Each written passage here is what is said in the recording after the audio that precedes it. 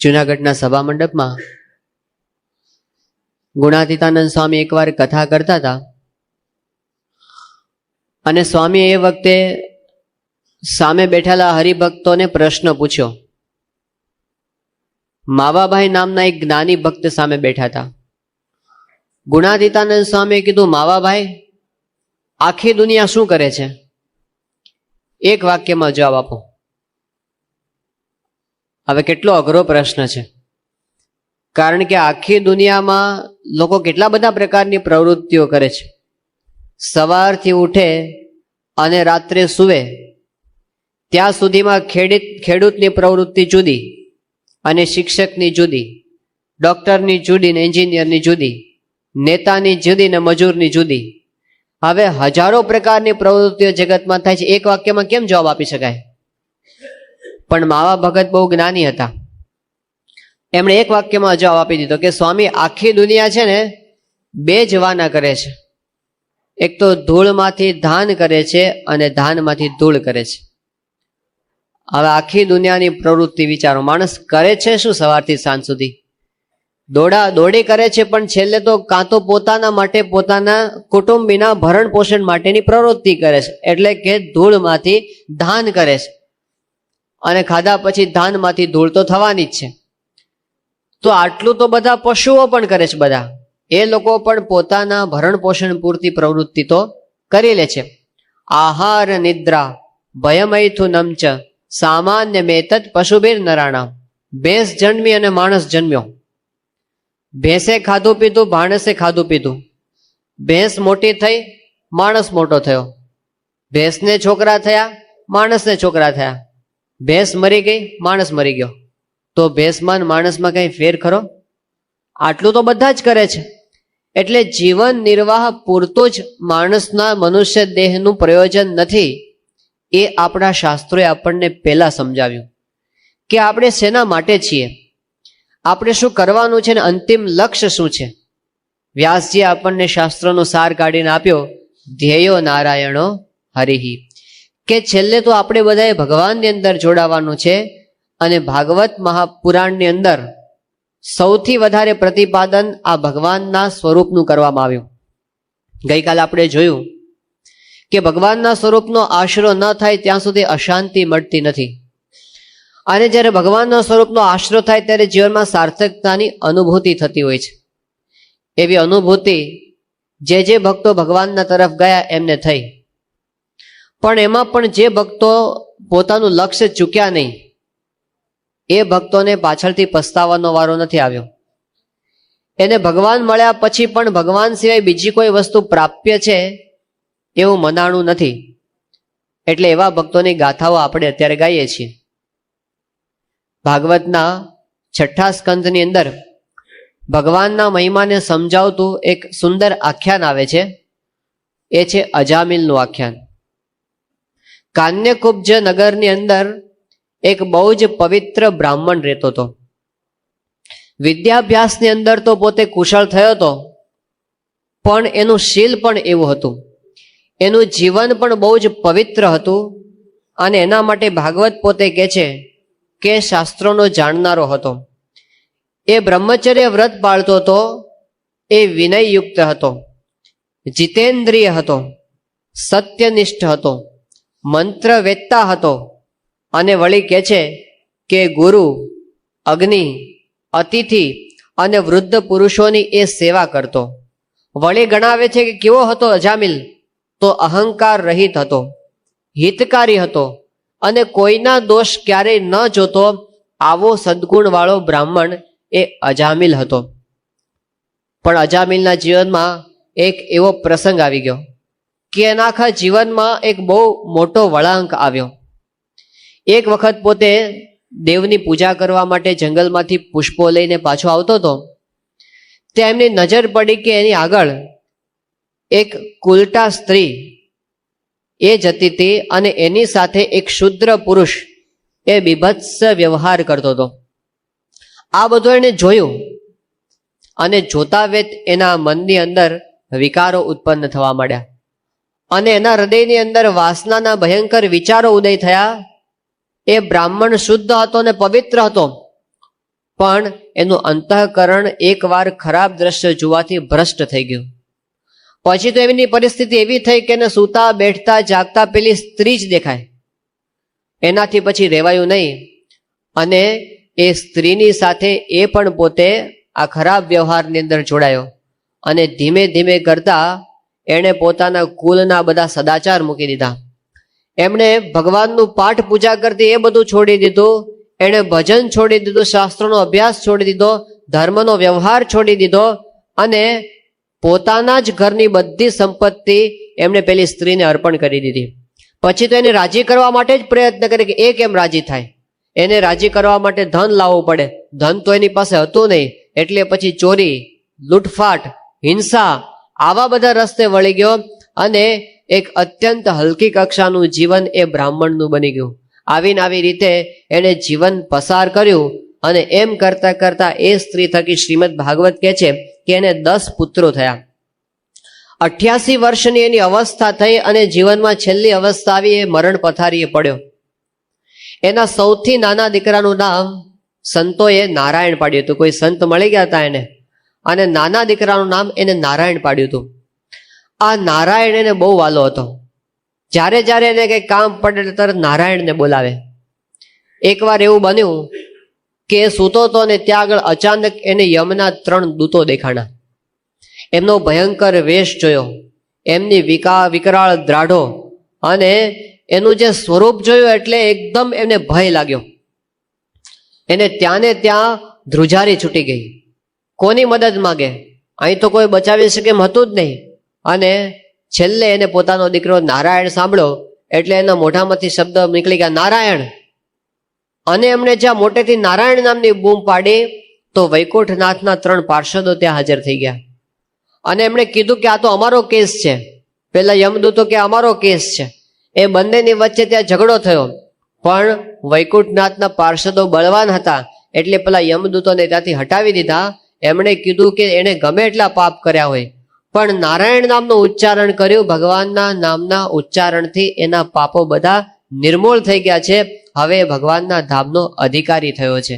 એમ કરીને પેલા યમદૂતોને ત્યાંથી તગેડી મૂક્યા. પછી તો પાર્ષદોએ કીધું કે હજી આને દેહ પડવાને વાર છે એટલે થોડા વર્ષો ભલે જીવે, પછી આપણે ધામમાં લઈ જશું. એમ કરીને પાર્ષદો પણ અદૃશ્ય થઈ ગયા. પણ આ બધું પેલો અજામિલ પડ્યો સાંભળતો હતો. એને અંતરદ્રષ્ટિ થઈ કે મેં આખી જિંદગી કઈ રીતે વેડફી નાખી. હું કેવો હતો ને ક્યાં પહોંચી ગયો. હું તો ભગવાનનું ભજન કરતો હતો પહેલા અને આવો સદાચારી હતો, પણ મારું જીવન કેટલું હલકી કક્ષાનું બની ગયું. આનું કારણ શું? એને કારણ શું મળ્યું કે એક ખરાબ દ્રશ્ય જોયું, એમાંથી એની એવી પરિસ્થિતિ થઈ ગઈ. ભગવાન સ્વામિનારાયણે આ વાત વચનામૃતની અંદર સમજાવી છે કે જેવા વાતાવરણમાં આપણે જઈએ અને જેવું દ્રશ્ય જોઈએ, જેવી વાત સાંભળીએ એ પ્રમાણે આપણું અંતઃકરણ બની જાય. એમણે દ્રષ્ટાંત આપ્યું સ્વામિનારાયણ ભગવાને કે સુંદર 7 માળની હવેલી હોય. એ હવેલીની અંદર બધા કાચના તખ્તાઓ જડેલા હોય અને એમાં વિષયી જનોની સભા ભરાઈને બેઠી હોય અને દારૂના શીશા ભરેલા પડ્યા હોય. એ બધા પરસ્પર પાતા હોય અને પીતા હોય અને વેશ્યાઓ થઈકાર કરતી હોય. આવા વાતાવરણની અંદર કોઈ શુદ્ધ પવિત્ર અંતઃકરણ વાળો ભગવાનનો ભગત જઈને બેસે ને તોય એનું અંતર ફરી જાય. એ પણ 2 ડોઝ તો લગાવી દે કે ચલો ભેગું આપણે લગાવી દઈએ. તો વાતાવરણની અસર. અને બીજી એમણે વાત કરી કે તૃણની ઝૂંપડી હોય, એમાં ફાટેલી ગોદડીવાળા સંતની સભા ભરાઈને બેઠી હોય અને એમાં કોઈક ખરાબ માણસ જઈને બેસે તો પણ એને એ વખતે તો સારા વિચાર આવવા માંડે, કારણ કે સંતની પાસે જઈને બેઠો છે. તો જેવા વાતાવરણમાં જે એવી આપણા પર અસર થતી હોય છે. અને અત્યારનું વાતાવરણ આપણે જોઈએ છે. હવે કે આપણે 7 માળની હવેલી શોધવા જવું પડે એમ નથી. તમે ટીવીની સ્વિચ ઓન કરો ને આખી હવેલી તમારા ઘરમાં ઉતરી આવે. ઘરે જ છે. ઘરની બહાર નીકળો અને તમે આમ ઊંચી દ્રષ્ટિ કરો અને પેલા પોસ્ટર જુઓ તો ત્યાં હવેલી છે. કોલેજમાં જાઓ તો હવેલી છે. પાર્ટીમાં જાઓ તો હવેલી છે. જ્યાં જાઓ ત્યાં હવેલીઓ જ છે બધી. તૃણની ઝૂંપડી છે ક્યાં? એ તો ક્યાંય રહી નહીં હશે. તો આપણે તૃણની ઝૂંપડી ઊભી કરવી પડે છે. હવે આપણે પોતાની તૃણની ઝૂંપડીનું વાતાવરણ ઊભું કરવું પડે. આપણા ઘરમાં આપણે ભગવાનનું મંદિર બનાવો, ઘર મંદિર બનાવો. આપણા ઘરની અંદર એક સમય એવો રાખો કે જેમાં ઘરના બધા સભ્યો ભેગા થઈ અને 15 મિનિટ 20 મિનિટ ભગવાનની કથા વાર્તાનું વાંચન કરે. આને પ્રમુખ સાંઈ મહારાજ ઘર સભા કહે છે. તો આપણા ઘરે તૃણની ઝૂંપડી ઊભી થઈ, પણ અત્યારે પરિસ્થિતિ શું છે? આપણે બધા જ સાથે બેસીએ છીએ ખરા, આપણે બધા જ ભેગા બેસીએ છીએ, પણ ટેલિવિઝન ચાલુ હોય ત્યારે બેસીએ છીએ. એટલે એકબીજા સાથે તો આપણે કોઈ સંવાદ હોતો જ નથી. બધા જ પોતપોતાની રીતે ટીવી સામે જોડાયેલા હોય છે. તો એને બંધ કરીને પછી આપણે બેસીએ તો અંદર અંદર આત્મીયતા વધે. એક પ્રશ્ન આજની પેઢીનો કયો છે કે જનરેશન ગેપ વધતો જાય છે. દિવસો સુધી ઘણીવાર એવું થાય કે પિતા અને પુત્ર વચ્ચે કોઈ વાતચીત જ ના થાય, બને જ નહીં. કારણ કે બધા પોતપોતાના વ્યવહારમાં પડેલા છે, અને પછી કારણ વગરનું અંતર ઘરના સભ્યો વચ્ચે વધતું જાય છે. પણ એને ટાળવા માટેનું એક સાધન આજ કે સાથે બેસીને ભજન કરો. સ્વામી કહે છે સમૂહ ભોજન ને સમૂહ ભજન, આ બે વસ્તુ જો થશે તો પરિવારને ક્યારેય તૂટવાનો વારો આવશે નહીં. તો બજામિલના આખ્યાન પરથી આપણને એ સમજાય છે કે ન જોવા જેવું જોવું નહીં. ટીવી જોવાની છૂટ, જોવું હોય તો જોજો, પણ બાળકોને વિવેક આપજો કે કેટલું જોવું ને કેટલું ન જોવું, આટલું સાંભળવું ને આટલું ન સાંભળવું. એ જો વિવેક નહીં હોય તો આપણી આવતી પેઢીને ખલાસ કરી નાખશે. એ પછી જીવવા દેશે. કદાચ આપણે નામના હિન્દુ રહીએ, કદાચ નામના ધર્મવાળા રહીએ, પણ અંતરથી આપણું ચારિત્ર ખલાસ થઈ જાય. તો એટલા માટે આ ભગવાનના ભજનનો વિવેક અજામિલના આખ્યાન પરથી આપણને સમજાય છે. અજામિલે વિચાર્યું કે મારી આખી જિંદગી મેં બગાડી, હવે છેલ્લે છેલ્લે સુધારી લઉં. અને પોતે ગંગાના કિનારે ગયો અને ત્યાં જઈ અને એમણે પોતાનું ચિત્ત ભગવાનના સ્વરૂપની અંદર જોડી દીધું અને દેહનો ત્યાગ કરી અને ભગવાનના ધામનો અધિકારી થયો.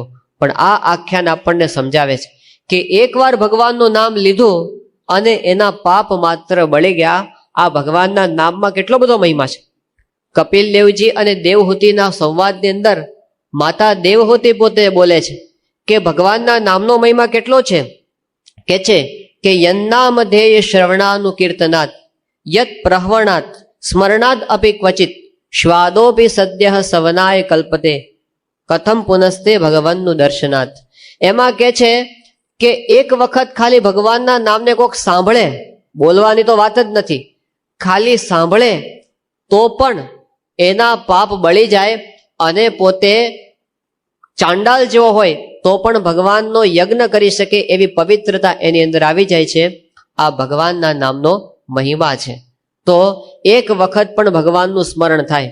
શ્રીજી મહારાજે પ્રથમના 56માં વચનમાં આવી વાત કરી છે કે કોઈ અંતકાળે મનુષ્ય સૂતો હોય અને એને સ્વામિનારાયણ નામ ખાલી સાંભળવામાં આવે તો પણ એ ભગવાનના ધામને પામે. આવો ભગવાનના નામનો પ્રતાપ છે. અને એટલે હરિલીલામૃત કહે છે કે જે સ્વામિનારાયણ નામ લેશે તેના બધા પાતક બાળી દેશે. છે નામ મારા શ્રુતિમાનેક સર્વોપરી આજ ગણાય એક.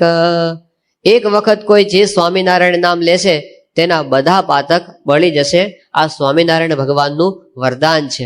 તો ભગવાનના નામની અંદર આવો પ્રતાપ કે બોલીએ અને આપણા પર એની અસર થાય.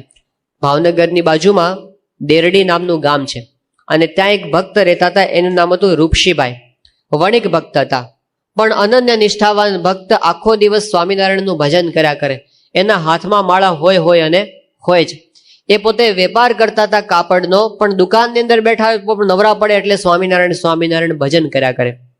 હવે એકવાર એવું થયું કે ગામની અંદર એક પટેલ માંદા પડ્યા અને છેલ્લી અવસ્થા, આખી જિંદગી કોઈ દાડો ભગવાનનું ભજન કરેલું નહીં અને એ મરણ પથારીએ પડ્યા હતા. રૂપસીભાઈ એના ઘરે એમને મળવા માટે કે ખબર કાઢવા માટે. પણ એ જ વખતેનો અંતકાળ નજીક આવ્યો હતો અને એની સામે યમના દૂતો આવીને ઊભા હતા. પેલા પટેલને તો ત્રાસ થઈ ગયો યમદૂતોને જોઈને જ, અને પોતે અત્યંત દુઃખી થતા હતા કે હમણાં મારો જીવ જશે, હમણાં મારો જીવ જશે.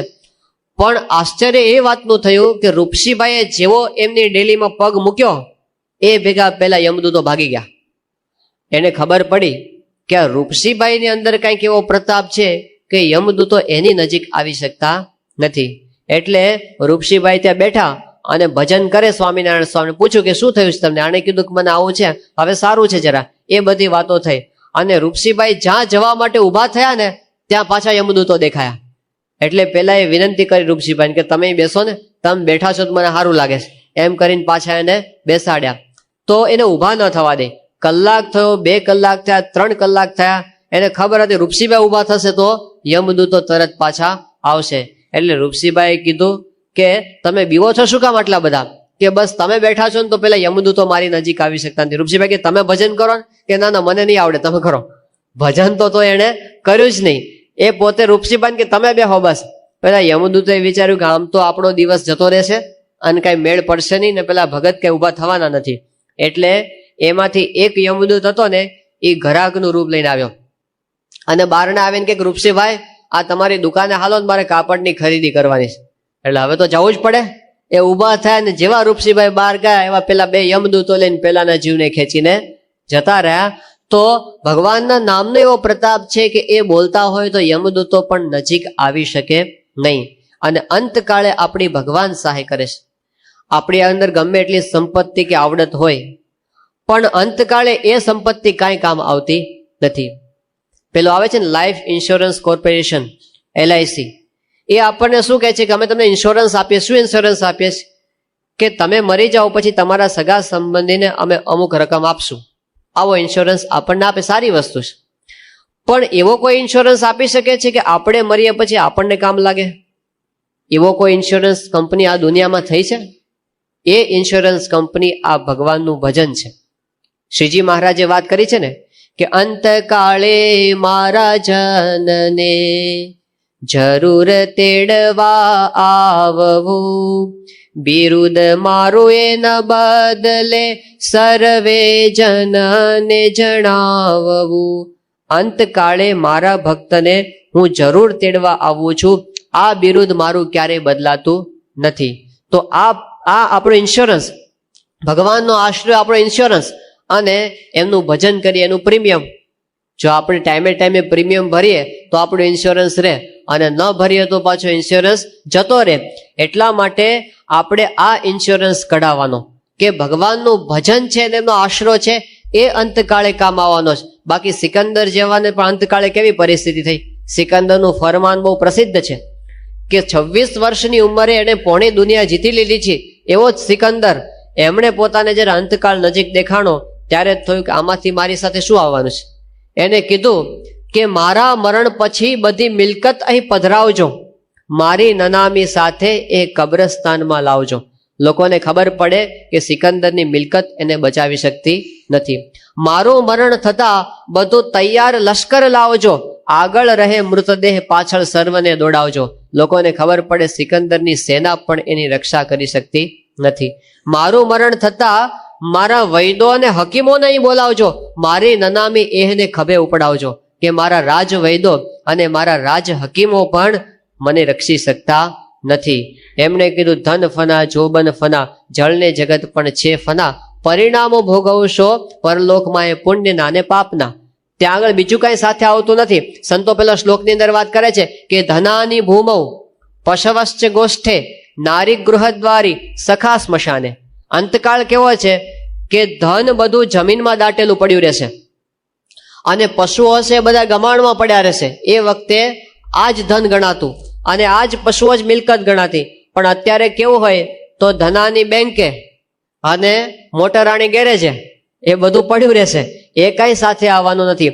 ધનાની ભૂમો, ધન જમીનમાં પડ્યું રહેશે અને પશુઓ બધા ગમાણમાં પડ્યા રહેશે. નારી ગૃહદ્વારી, ઘરની નારી પણ દરવાજા સુધી જ સાથે આવશે, પછી તો એ પણ આગળ આવશે નહીં.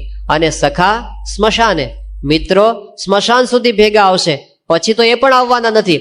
દેહસ ચિતાયામ, શરીર પણ ચિતામાં પડ્યો રહેશે, આ શરીર પણ આપણી સાથે આવવાનું નથી. ધનાન અને કહે છે કે ધર્માનુગો ગચ્છતિ જીવ એકઃ, ધર્મ આપણી સાથે આવશે, ભગવાન આપણી સાથે આવશે, બીજું કોઈ એ વખતે સાથે આવવાનું. એટલે આપણા પરમ સખા કો, આપણે પેલો શ્લોક બોલીએ છીએ ને, આપણે બધા સમૂહમાં બોલીએ કે ત્વમેવ માતા ચ પિતા ત્વમેવ, ત્વમેવ બંધુશ્ચ સખા ત્વમેવ, ત્વમેવ વિદ્યા દ્રવિણમ ત્વમેવ, ત્વમેવ સર્વમ મમ દેવ દેવ. સાચા માતા કો, સાચા પિતા કો, સાચા ભાઈ કો, સાચા મિત્ર કો, સાચું ધન કો, સાચી વિદ્યા કો, જે કાંઈ કો એ બધું શું છે?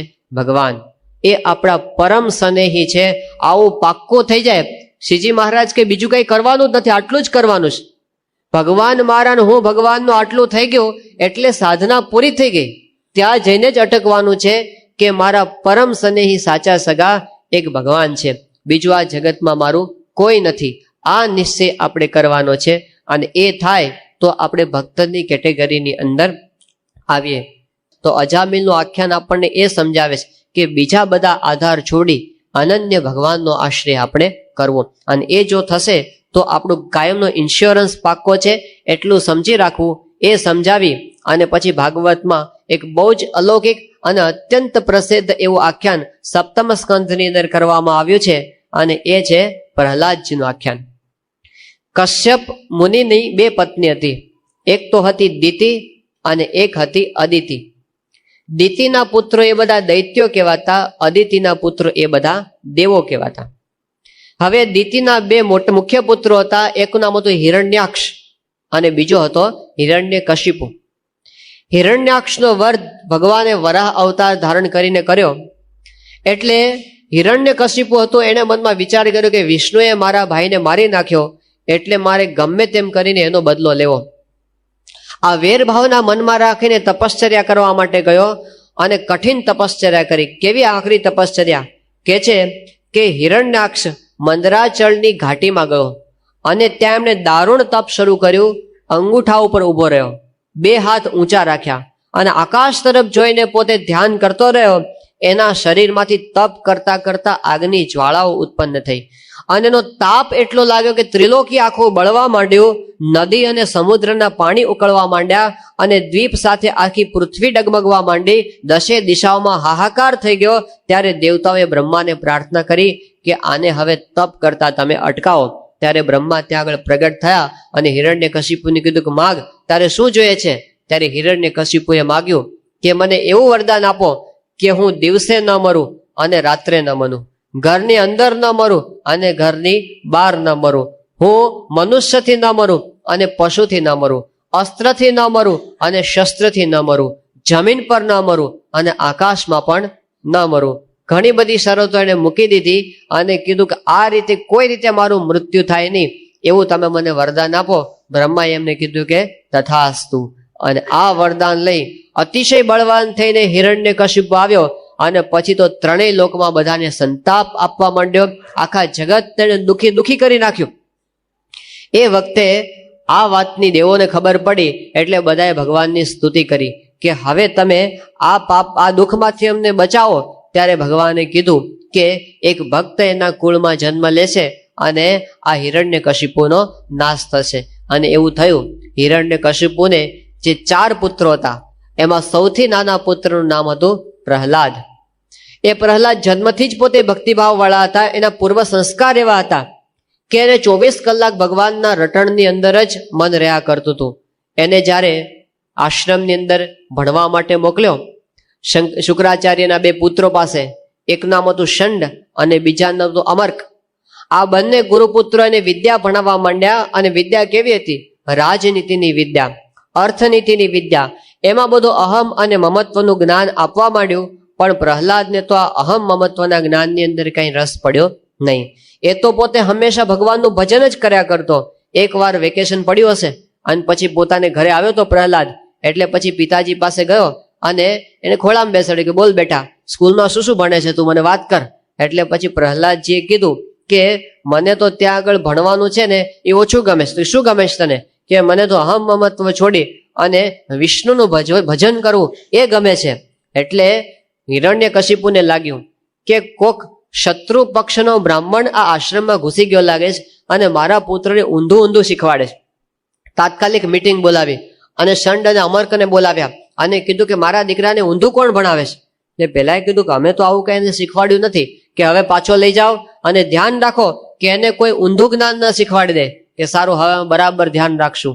ફરીવાર ગુરુના આશ્રમની અંદર એને લઈ જવામાં આવ્યો અને ત્યાં આગળ પોતે ઘણું બધું ભણ્યો.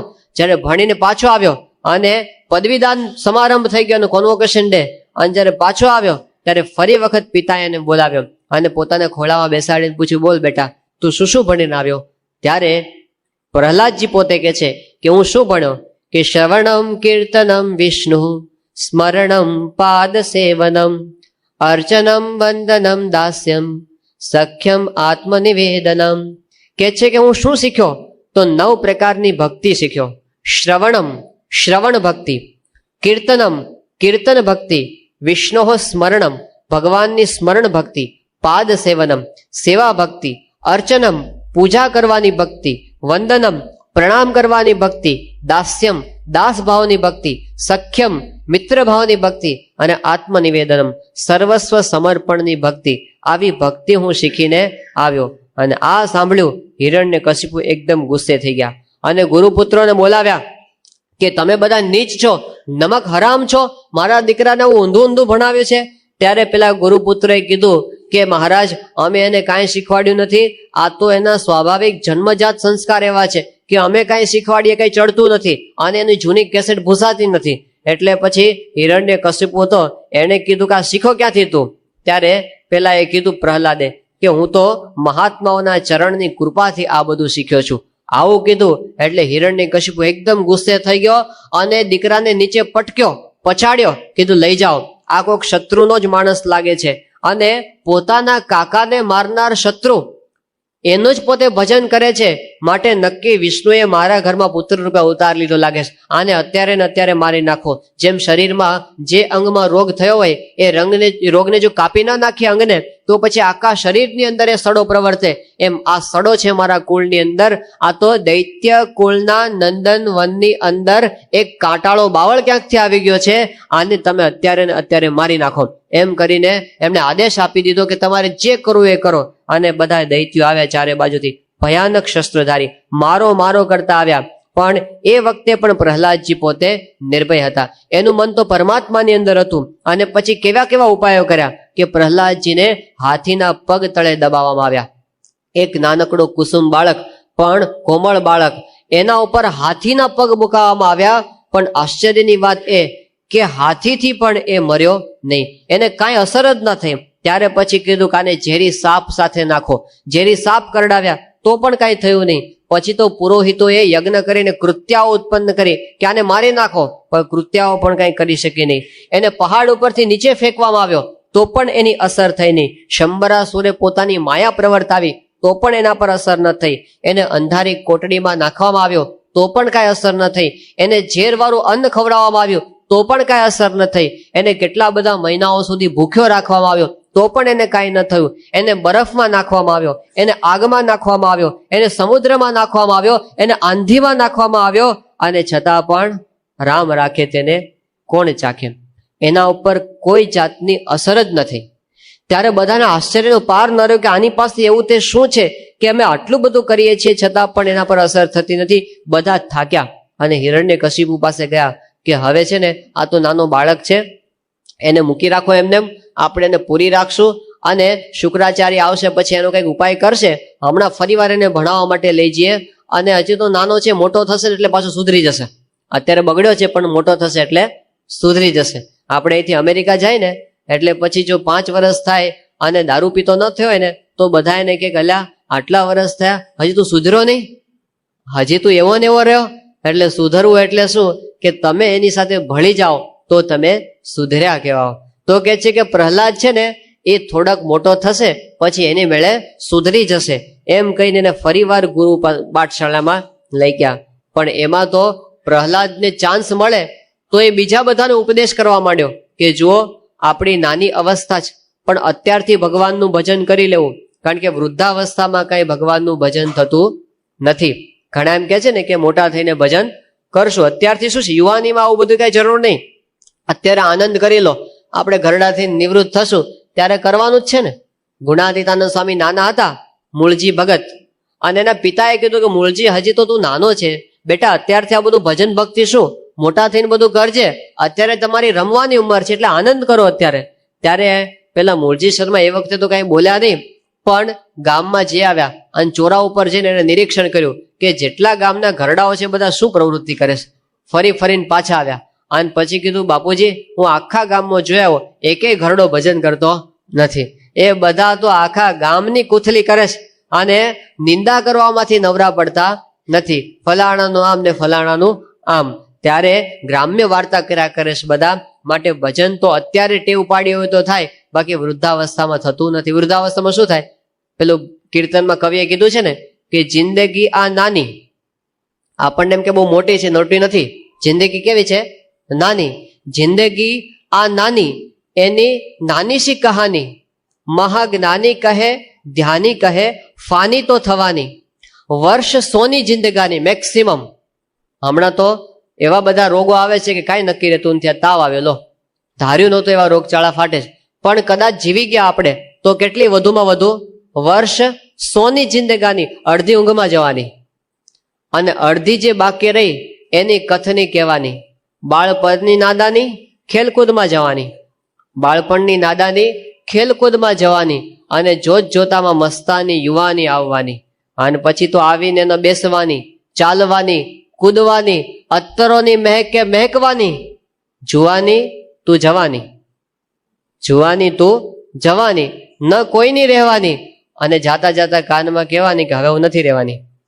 અને પછી તો આંખે ન દેખવાની, કાને ન સાંભળવાની, અને અરીસામાં જોતા બાપ દાદાની યાદ આવવાની કે આવા જ લાગતા હતા મારા બાપા જ્યારે ઘરડા થયા ત્યારે. માટે કરી લ્યો કમાણી આજે મુક્તિ પામવાની. આ લોકો કવિએ વાત કરી, પણ હકીકત સાવ સાચી છે કે ક્યાં આવડતા જાય છે આપણને કંઈ ખબર પડતી નથી. આપણને એમ કે પછી કરશું પછી કરશું, પણ સવાર થાય ને સાંજ પડે છે, દિન ઉપર દિન જાય જી, આજ કાલ કરતા આવરદા જોને ઓછી થાય જી. કેટલા વર્ષ જતા રહ્યા આપણને કઈ ખબર પડી? આમ બીજા જતા રહેશે. જેવી રીતે પેલા 25 ગયા એવી રીતે બીજા 25, એવી રીતે ત્રીજા 25, અને જિંદગી એમને પૂરી. પણ જે કરવાનું છે એ રહી ન જાય. પ્રહલાદે આ શિખામણ બધાના પોતાના ગુરુ ભાઈઓને બધાને આપી. અને આ વાતની જ્યારે ખબર પડી હિરણ્યકશિપુને કે આ તો પોતે બગડેલો જ પણ આખા રાક્ષસ કુળને બગાડશે, એટલે પછી તો એમનાથી રહેવાયું નહીં. અત્યંત ગુસ્સે થઈ ગયો અને બોલાવી, અને પછી એણે ત્યાં ને ત્યાં નક્કી કર્યું કે હવે આને ગમે તેમ કરીને મારવો છે. અને કીધું કે તું ભગવાન ભગવાન કરે છે, ક્યાં છે તારો ભગવાન બતાવ. અણુ અણુની અંદર ભગવાન વ્યાપક છે, મને બધે દેખાય છે કે આ થાંભલામાં છે કે આ થાંભલામાં છે. અને ત્યારે થાંભલાની ઉપર હિરણ્યકશિપુ, આપણે પરંપરાથી એવું સાંભળ્યું છે કે પ્રહલાદને કીધું ભેટ એ થાંભલાને. ભાગવત એવું કહે છે કે એ થાંભલા ઉપર ખડગનો પ્રહાર કર્યો હિરણ્યકશિપુએ, અને થાંભલો ફાટ્યો. ભયંકર પ્રલયના નાદ જેવી ભયંકર ગર્જના થઈ, અને એ થાંભલાની અંદરથી એ જ વખતે ભગવાન પોતે પ્રગટ થયા. નૃસિંહ અવતાર રાખીને અડધું રૂપ નરનું એટલે કે મનુષ્યનું હતું, અડધું સિંહનું રૂપ હતું, અને તપાવેલા સોના જેવી એની આંખો હતી, ગરદનના વાળ ઉડતા હતા, તલવારની જેવી ચમકતી વિકરાળ એની દાઢો હતી, અને છરીની અણી જેવી તીક્ષ્ણ એની જીભ હતી. એમની વાંકી ભ્રમર હતી, એનો ચહેરો ભયાનક લાગતો હતો, એના કાન ઊંચા હતા, નાસિકા ફૂલેલી હતી, મોઢું ખુલ્લું પહાડની ગુફા જેવું ભયંકર લાગતું હતું, છાતી વિશાળ હતી, કમર પાતળી હતી, અને ચંદ્રમાના કિરણો જેવો સફેદ રંગ હતો, ફેલાયેલી ભુજા હતી, અને લાંબા તીક્ષ્ણ નખ હતા. આવો વિકરાળ સ્વરૂપ જોઈ ચારે બાજુ હાહાકાર થઈ ગયો. અને ત્યારે હિરણ્યકશિપુને ખબર પડી કે મારો શત્રુ આવ્યો છે, અને એણે તરત ગદા ઉપાડી અને જ્યાં ગદાનું ઘા કરવા માટે ગયો, ત્યારે જેમ સિંહ છે પોતે હરણિયાને પકડે અને ગરુડ છે એ સાપને પકડે, એવી રીતે એને કમરમાંથી ભગવાને પકડ્યો. પણ આને જે જોર કર્યું, હિરણ્યકશિપુ છટકીને નીચે પડ્યો. ફરીવાર પોતે તલવારનો ઘા કરવા માટે દોડ્યો. ત્યારે અટ્ટહાસ્ય સાથે નૃસિંહ ભગવાને એને ઉંદરડાની જેમ પકડી લીધો, અને એને ઉંચકીને દરવાજાની પાસે લઈ ગયા, પોતાની જાંઘ ઉપર નાખ્યો, અને એ જ વખતે પોતાના નખથી એને ફાડી નાખ્યો. એના આંતરડાઓ બહાર નીકળી ગયા, લોહીના ફુવારા છૂટ્યા, અને લોહી નીંગળતી એ મૂર્તિ એ વખતે ભગવાને એટલા બધા ગુસ્સે હતા કે એના આંતરડાઓ પીખી પીખીને બહાર કાઢી નાખ્યા, અને પોતાના ગળાની અંદર આંતરડાઓની માળા ફેરવી લીધી. આ બાજુ દેવતાઓએ આ બધું જોયું, અને એ લોકોએ જય જયકાર કર્યો. ચારે બાજુ નગારા ઢોલ વાગવા માંડ્યા, અને નાચગાન થવા માંડ્યા કે ભયંકર અસુર એનો આજે વિનાશ થયો. આજે ફરીવાર દૈવી શક્તિ છે એનો વિજય થયો, એનો ચારે બાજુ આનંદ ઉત્સવ થવા માંડ્યો. પણ એ વખતે ભગવાનનું સ્વરૂપ એટલું ભયાનક હતું, કોઈ નજીક ન જઈ શકે. આ ભયંકર સ્વરૂપની બ્રહ્મા એ વખતે ત્યાં આગળ આવી ગયા. એમણે લક્ષ્મીજીને પ્રાર્થના કરી કે તમે ભગવાનની પાસે જાઓ અને એમના સ્વરૂપને શાંત કરો. લક્ષ્મીજી પોતે ગભરાઈ ગયા કે આમાં મારે નજીક જવાની મારી હિંમત ચાલતી નથી. એમણે ના પાડી દીધી. હવે કોણ છે એમને શાંત કરવા માટે? ત્યારે પછી બ્રહ્માએ પ્રહલાદને કીધું કે પ્રહલાદ, આ વિકરાળ સ્વરૂપ તારા માટે ભગવાને ધારણ કર્યું છે, માટે તું જ જા. જો તું નહીં જાય તો આ ભયાનક સ્વરૂપથી ભગવાન શું કરી નાખશે, એટલે હવે તું શાંત પાડે ને. અને જ્યાં પ્રહલાદ પોતે નજીક ગયા અને એને દંડવત પ્રણામ કર્યા, ત્યારે પ્રહલાદને જોઈ અને નૃસિંહજી એકદમ શાંત થયા. એનું વિકરાળ સ્વરૂપ એકદમ વાત્સલ્ય ભાવની અંદર આવી ગયા અને પ્રહલાદને એકદમ પ્રેમથી એને ઉંચક્યો, એના માથા ઉપર હાથ ફેર્યો અને ભગવાનનો જ્યાં સ્પર્શ થયો, ભાગવત કહે છે કે પ્રહલાદના હૃદયની અંદર જે રહ્યા સયા આસુરી ભાવ હતા એ પણ બધા નાશ થઈ ગયા. એકદમ પોતે ગુણાતીત ભાવને પામી ગયો. અને પછી ભગવાને એને પ્રસન્ન થઈને કીધું કે પ્રહલાદ, હવે તું માગ, જે માગીશ એ હું તને આપીશ. આ ભગવાનની કરુણા. પોતાના એક ભક્ત માટે ખાસ અવતાર ધારણ કરીને ભગવાન પધાર્યા. એમને એવું નથી કે જાજા હોય તો જ હું જાઉં, એવું નહીં. એક ભક્ત માટે પણ ભગવાન પોતે અવતાર ધારણ કરે છે, એની ભક્તિ સાચી હોય તો. ગીતાની અંદર શ્રી કૃષ્ણ ભગવાને અર્જુનને વરદાન આપી દીધું કે યદા યદા હિ ધર્મસ્ય ગ્લાનિર્ભવતિ ભારત. એ કહે છે કે જ્યારે જ્યારે ધર્મની ગ્લાનિ થશે અને જ્યારે જ્યારે અસુરો પોતે ઉપદ્રવ કરશે, ત્યારે મારા ભક્તની રક્ષા કરવા માટે અને ધર્મનું સ્થાપન કરવા માટે હું પ્રગટ થઈશ. આ ભગવાનનું વરદાન છે. અને એક અદ્ભુત વાત ગીતાની અંદર શ્રી કૃષ્ણ ભગવાને કરી છે, કઈ છે કે યોગક્ષેમમ વહામ્યહમ. એ ખાલી આપણો મોક્ષ કરે એવું નહીં, આ લોકની અંદર પણ ભગવાન આપણી રક્ષા કરે.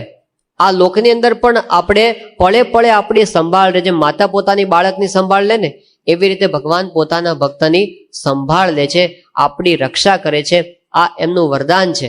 અને એટલે પેલા સામળદાસ કવિએ ગાયું છે કે હરિને ભજતા હજો કોઈની લાજ, જતા નથી જાણી રે, જેની સુરતા શામળિયાની સાથ, વદે વેદવાણી રે. વાલે ઉગાર્યો પ્રહલાદ, હિરણ્યકશ્યપ માર્યો રે, વિભીષણને આપ્યું રાજ, રાવણને સંહાર્યો રે. વાલે નરસિંહ મહેતાને હાર, હાથો હાથ આપ્યો રે, ધ્રુવને આપ્યું અવિચળ રાજ, પોતાનો કરી સ્થાપ્યો રે. જે ભગવાનના ભક્ત થયા, ભગવાનનું એ બિરુદ છે કે એમની લાજ પોતે ક્યારેય જવા દેતા નથી, ગમે તે પ્રકારે રક્ષા કરે. એમનો આશરો થયો એટલે પછી બીજાની આપણે કઈ ચિંતા રહેતી નથી, એને બીજાનો ભાર ન રહે, દુઃખ ન રહે, એને પછી હતાશા નિરાશા ના આવે. નહીતર આપણે ઘણી વખત વેમની અંદર ચડી છીએ, અંધશ્રદ્ધાની અંદર ચડી છીએ. આપણને એમ કે પશ્ચિમના લોકો છે ને બહુ સુધરેલા, પણ એ લોકો વેમની અંદર તો એવા જ છે. વેમ ને અંધશ્રદ્ધાની અંદર આપણને ચડે એવા જ ઘણી બાબતની અંદર. 1994ની સાલમાં જ્યારે પ્રમુખ સાહેબ મહારાજ લંડનથી અમેરિકા જતા હતા, એ વખતે પ્લેનની અંદર પેલું વર્જિન એરલાઇન્સનું પ્લેન હતું અને એ પ્લેનની અંદર 10 નંબરની સીટ આવે, પછી 11 નંબરની સીટ આવે, પછી 12 નંબરની સીટ આવે, પછી 14 નંબરની સીટ. 13 નંબરની સીટ જ નહીં. કે કેમ કે 13 નંબર છે ને અપશુકનિયાળ કહેવાય. તો ત્યાં આગળ પણ આવી માન્યતા છે. ઘણા બધા હોટેલની અંદર ને મોટેલની અંદર 13 નંબરની રૂમ જ ના હોય, કારણ કે લોકો રહેવા તૈયાર ના થાય. 13 નંબરમાં અમારે રહેવું નથી. તો શુકન અને અપશુકન એની અંદર તો ત્યાં પણ લોકો માને છે. ઘણી વખત મકાનને નંબર આપે, 12 આપે, પછી 12A આપે, 13 ના આપે, પછી 13, પછી 14 આપે, પણ વચ્ચેના માળનો નંબર આપે નહીં. તો લોકો સમજે ખરા કે ભલે નંબર નથી આપણું છે તો એ જ ને, એટલે તોય લોકો બીવે. પણ ભાઈ, માણસને છે ને જ્યાં સુધી ભગવાનનો આશ્રય અનન્ય ન થાય ત્યાં સુધી સંપૂર્ણપણે ભય થકી નિવૃત્ત થતો નથી. પણ જેને ભગવાનનો ભક્ત, પ્રહલાદજી નિર્ભય થઈ ગયા. એને બીક હતી જ નહીં કે મને શું થવાનું છે, કદાચ દેહ પડી જશે તો પણ ભગવાનના ધામમાં જઈને મારે બેસવાનું છે, આવી સિક્યોરિટી એને ફીલ થતી હતી. તો જે ભગવાનનો ભક્ત થાય એ બધા ભયને પોતે તરી જાય છે. ત્યારે પ્રહલાદની ભગવાને આવી રીતે રક્ષા કરી અને કીધું કે માગ, હવે તારે જે જોઈએ તે આપું. ત્યારે પ્રહલાદની અદ્ભુત પ્રાર્થના છે. પ્રહલાદ કહે છે કે પ્રભુ, તમે મને લાલચ શું કામ આપો છો? તમને ખબર છે કે વિષય ભોગની અંદર તો હું અત્યાર સુધી ડૂબેલો જ હતો અને એમાંથી બચવા માટે હું તમારા શરણોમાં આવ્યો છું. અને હું જાણું છું કે હું જો તમારો ભક્ત થયો છું તો પછી વિષયની અંદર હું જઈશ તો તમારી ભક્તિ હું કરી શકીશ નહીં, માટે તમે મને માગવાનું કહેતા નહીં. કંઈક હું કદાચ લાલચમાં આવી જાઉં તો હું જાણું છું કે મારી ભક્તપણાની પરીક્ષા કરવા માટે તમે આ પૂછ્યું છે. અને પછી એક સિદ્ધાંત વાક્ય એ પોતે પ્રહલાદજી કહે છે કે આશાસનો નવૈ ભૃત્ય સ્વામીની આશિષ આત્મન ન સ્વામી ભૃત્યતઃ સ્વામ્યમ ઈચ્છન યો રાતિ ચાશિષ. એ કહે છે કે જે વિષયની ઈચ્છા રાખે એ ભક્ત નથી, અને જે પોતે વિષય આપીને સ્વામી થવા માટે ઈચ્છે ભગવાન નથી.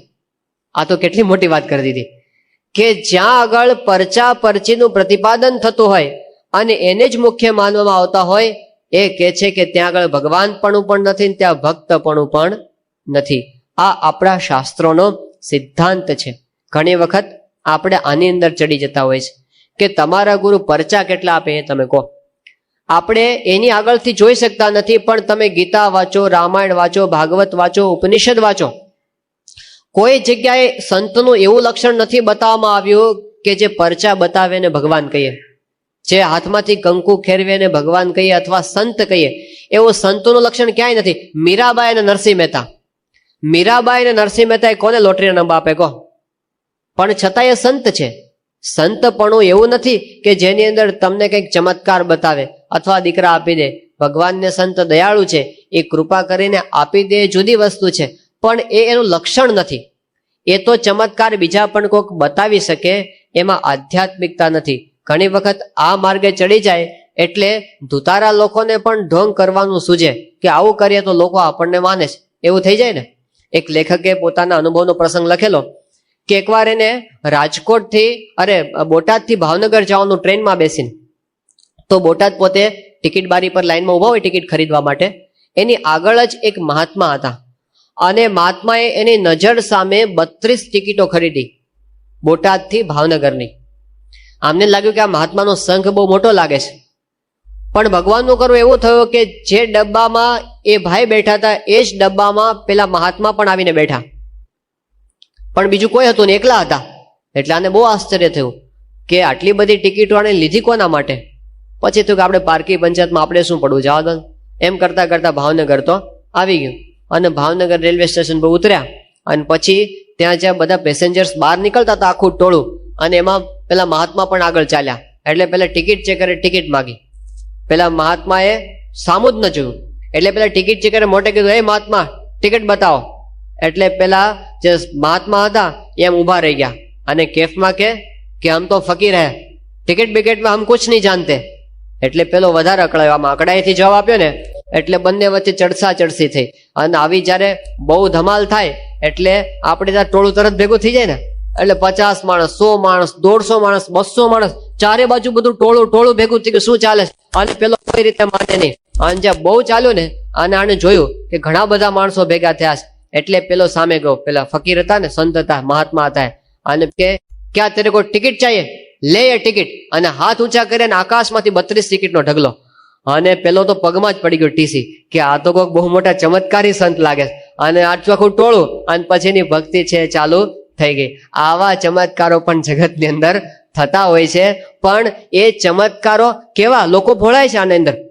એક બહુ મોટા મહાત્મા પ્રસિદ્ધ છે સાઉથ દક્ષિણ ભારતના, એનો પ્રસંગ તો આવી ગયેલો છે મેગેઝિનની અંદર કે મુંબઈની અંદર બિરાજમાન ફિલ્મના એક્ટર એમના શિષ્ય હતા, એમને ઘરે એનો ઉતારો અને બધા એમના દર્શન કરવા માટે આવા બધા માણસો આવતા હતા એના લેવલના. અને પેલા એક્ટરના બેન આવ્યા અને આવીને પગે લાગ્યા. અને પછી પેલા સંત તો બધા જોતા હતા, મોટા મોટા માણસો બેઠા હતા એટલે રાજી થઈ એને હવામાં હાથ ફેરવ્યો અને હાથમાં સોનાની વીંટી આવી ગઈ, વીંટી સોનાની. અને આમ દીધી કે લે બચ્ચા લે. એટલે બધા તો વાહ બાબાજીને ક્યાં ચમત્કાર દિખાયા, હવા में से વીંટી નિકાલ કરી દીધી. આમ બધા વાતો કરતા હતા, પણ પેલી સ્ત્રી હતી એને વીંટી તો લઈ લીધી, એ હોશિયાર હશે એટલે એને પોતાના પર્સમાંથી ઓટોગ્રાફ બુક કાઢી અને પછી કીધું કે બાબાજી इसमें जरा आप अपने ऑटोग्राफ दीजिए इसमें. એટલે એને હાથમાં ઓટોગ્રાફ બુક લીધી અને પછી કીધું કે કોઈની પાસે પેન હોય તો મને આપો તો હું એમાં સાઇન કરી આપું. એટલે પેલી બાઈ કે બાબાજી વીંટી નિકાલી, પેન નહીં નિકાલોગે? ના નીકળી. સિલેબસ 12નો ક્વેશ્ચન આવી ગયો. આવું તો કોર્સમાં હતું જ નહીં.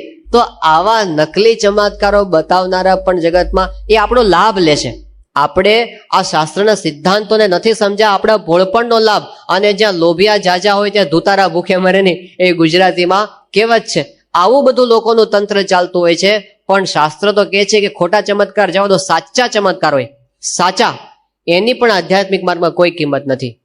ત્યાં તો સાધુતાની કિંમત છે, ત્યાં આગળ ભગવાનની ભક્તિની કિંમત છે. બાકી રામકૃષ્ણ પરમહંસ હતા, ગંગાના કિનારે બેઠા હતા. એક માણસ એમની પાસે આવ્યો અને પછી કીધું રામકૃષ્ણ પરમહંસને કે તમને કઈ સિદ્ધિ બિદ્ધિ આવડે છે ચમત્કાર બતાવતા? પરમહંસ કે ના, અમને તો ભજન કરતા આવડે છે, બીજું કઈ અમને આવડતું નથી. ત્યારે પેલા જે સંત પેલા હતા ભાઈ, એ કે દેખો મેં બતાતા હું, એમ કરીને ગંગાના પાણી ઉપર ચાલતો ચાલતો સામે ગયો અને પાણી ઉપર ચાલીને પાછો આવ્યો એની નજર સામે. હવે એને એમ કે રામકૃષ્ણ પરમહંસ મને બહુ અહોભાવની નજરે જોશે, પણ આમણે તો સામું ન જોયું. એટલે પેલા એ કીધું કે તમને ખબર છે કે આ કરવા માટે મેં કેટલો પ્રયત્ન કરેલો છે? કે કેટલો પ્રયત્ન કર્યો? શું કર્યું તે? કે મેં 30 વર્ષ સુધી સાધના કરી અને પાણી ઉપર ચાલવાનું આ ઐશ્વર્ય પ્રાપ્ત કર્યું છે. ત્યારે રામકૃષ્ણ પરમહંસ બોલ્યા કે 30 વર્ષની અંદર 2 આનાનું કામ કર્યું. કે અહીંથી જો જવું હોય ને સામા કિનારે તો 1 આનો થાય છે હોડીમાં બેસીને, અને પાછા આવવાનું હોય ને તો હોડીમાં બેસીને બીજો 1 આનો. આનાથી વધારે 5 લાય પાણીમાં તરે છે, એનાથી કઈ વિશેષ પ્રાપ્તિ નથી. એમ કરીને એને બેસાડી દીધો.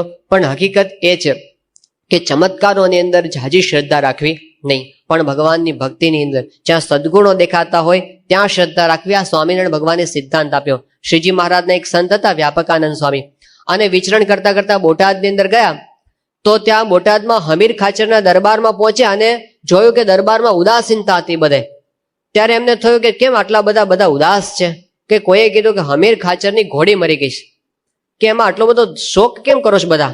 ત્યારે બધાએ કીધું કે બાપુને ઘોડી બહુ વાલી હતી, દીકરા જેવી વાલી હતી. એટલે પેલા સંત તો દયાળુ વ્યાપકાનંદ સ્વામી કીધું ઘોડી ક્યાં છે? કે ચલો આપણે ત્યાં જઈએ. અને જોયું તો ઘોડશાળમાં ઘોડી મરેલી પડી હતી અને બાપુ ત્યાં આગળ આંસુ સારતા હતા. એટલે વ્યાપકાનંદ સ્વામીને દયા આવી કે આ બિચારા બહુ દુઃખી થાય છે ઘોડી, તો ચલો આપણે એને જીવતી કરીએ. તો એક મચ્છર હતું, એનો જીવ લઈને ઘોડીમાં નાખ્યો, ઘોડી થઈ ગઈ જીવતી, ઘોડી ઊભી થઈ ગઈ આખી. એટલે બધા તો બહુ ખુશ થઈ ગયા. આજે વિજ્ઞાન આગળ વધ્યું છે, એટલે હવે તો આંખને ટ્રાન્સપ્લાન્ટ કરે છે, કિડનીને ટ્રાન્સપ્લાન્ટ કરે છે, અને હાર્ટને પણ ટ્રાન્સપ્લાન્ટ કરે છે. પણ હજી જીવને ટ્રાન્સપ્લાન્ટ કરે એવું સાયન્સ કરી શક્યું નથી. સ્વામિનારાયણ ભગવાનના પરમહંસ જીવ ટ્રાન્સપ્લાન્ટ કરતા હતા. એટલે પેલો જીવ લઈ અને ઘોડીમાં નાખ્યો, ઘોડી જીવતી થઈ ગઈ. એટલે બધા તો એકદમ ખુશ થઈ ગયા અને વ્યાપકાનંદ સ્વામીનો જય જયકાર થઈ ગયો. હવે આ વાતની ખબર ગરડા પહોંચી શ્રીજી મહારાજ પાસે કે વ્યાપકાનંદ સ્વામીએ ઘોડીને જીવતી કરીશ. તો વ્યાપકાનંદ સ્વામી જયારે વિચરણ કરતા કરતા ગરડા આવ્યા, શ્રીજી મહારાજને ખબર પડી વ્યાપકાનંદ સ્વામી, શ્રીજી મહારાજ ઉભા થઈ ગયા અને મહારાજને દંડવત કરવા માંડ્યા. એટલે વ્યાપકાનંદ સ્વામી દોડ્યા અને મહારાજને ઉભા કર્યા કે મહારાજ આપ શું કરો છો? આ દંડવત કોને કરો છો? મહારાજ કે તમને. કે મહારાજ અમને કરાતા હશે, અમે તો આપના સેવક છીએ. મહારાજ કે સ્વામી તમે તો ભગવાન થયા છો ને, એટલે તમને દંડવત કરવા પડે. વ્યાપકાનંદ સ્વામી કે મહારાજ અમે ક્યાં ભગવાન છીએ, અમે તો તમારા દાસ છીએ. મહારાજ કે તમે મરેલાને જીવતા કરવા માંડ્યા ને, એટલે તમને હવે ભગવાન કેવા પડે. એટલે વ્યાપકાનંદ સ્વામી લાગ્યું મારી કઈક ભૂલ થઈ લાગે છે, કઈક ગોટાળો થયો છે. કે મહારાજ મારી કઈ ભૂલ? મહારાજ કે ભૂલ જ કરીને, આપણે આવું કરવા માટે ક્યાં આવે છે? આ ઘોડીને તમે આજે જીવતી કરી, 5 વર્ષે પાછી મરશે, અને મરશે ત્યારે બાપુને ડબલ દુઃખ થશે. આપણે જ્ઞાન આપવા માટે આવ્યા છે, મરેલાને જીવતા કરવા આવ્યા નથી. આ તો મૃત્યુલોક છે, તમારો દેહ પડવાનો છે, મારો દેહ પણ પડવાનો છે. પણ આવા પરચા પરચીના રવાડે લોકોને ચડાવવા નહીં. યોગીજી મહારાજ મુંબઈમાં હતા ને, યુવકો કે બાપા આપણે આખા બ્રહ્માંડમાં સત્સંગ કરાવો છે. યોગી બાપા કે હા બાપ આપણે આખા બ્રહ્માંડમાં સત્સંગ કરાવો. એટલે યુવકો કે બાપા એક ઉપાય છે, બહુ સહેલો ઉપાય, તમને અમે બતાવીએ. યોગી બાપા કે કહો એ શું છે?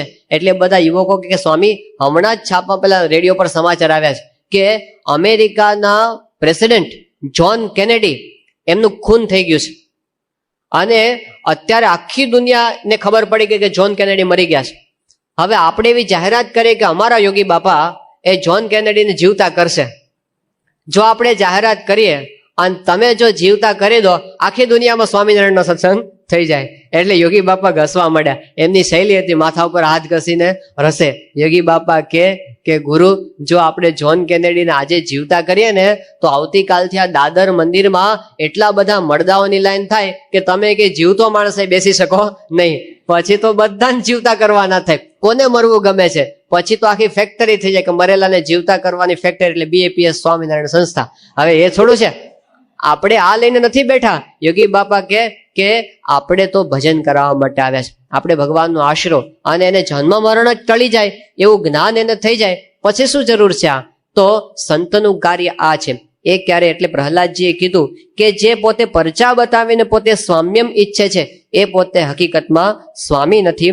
ખરો જે ભક્ત એ છે કે પરચા ઈચ્છે નહીં. ખરા ભગવાન એ છે કે પોતે પરચાથી પોતાનું ભગવાનપણું સાબિત કરવા પ્રયત્ન કરે નહીં. આ બે વાત કરી અને પછી ધ્રુવજી પોતે કહે છે કે યદિ રાશિષ મે કામાન વરાંસ્તમ ત્વમ વરદર્શભ કામાના મૃદિ અસૌરોહમ ભવતસ્તુ ઋણેવરમ. ખરેખર મારા પર રાજી થયા હો તો મારા અંતઃકરણમાંથી વાસના ટાળી નાખો.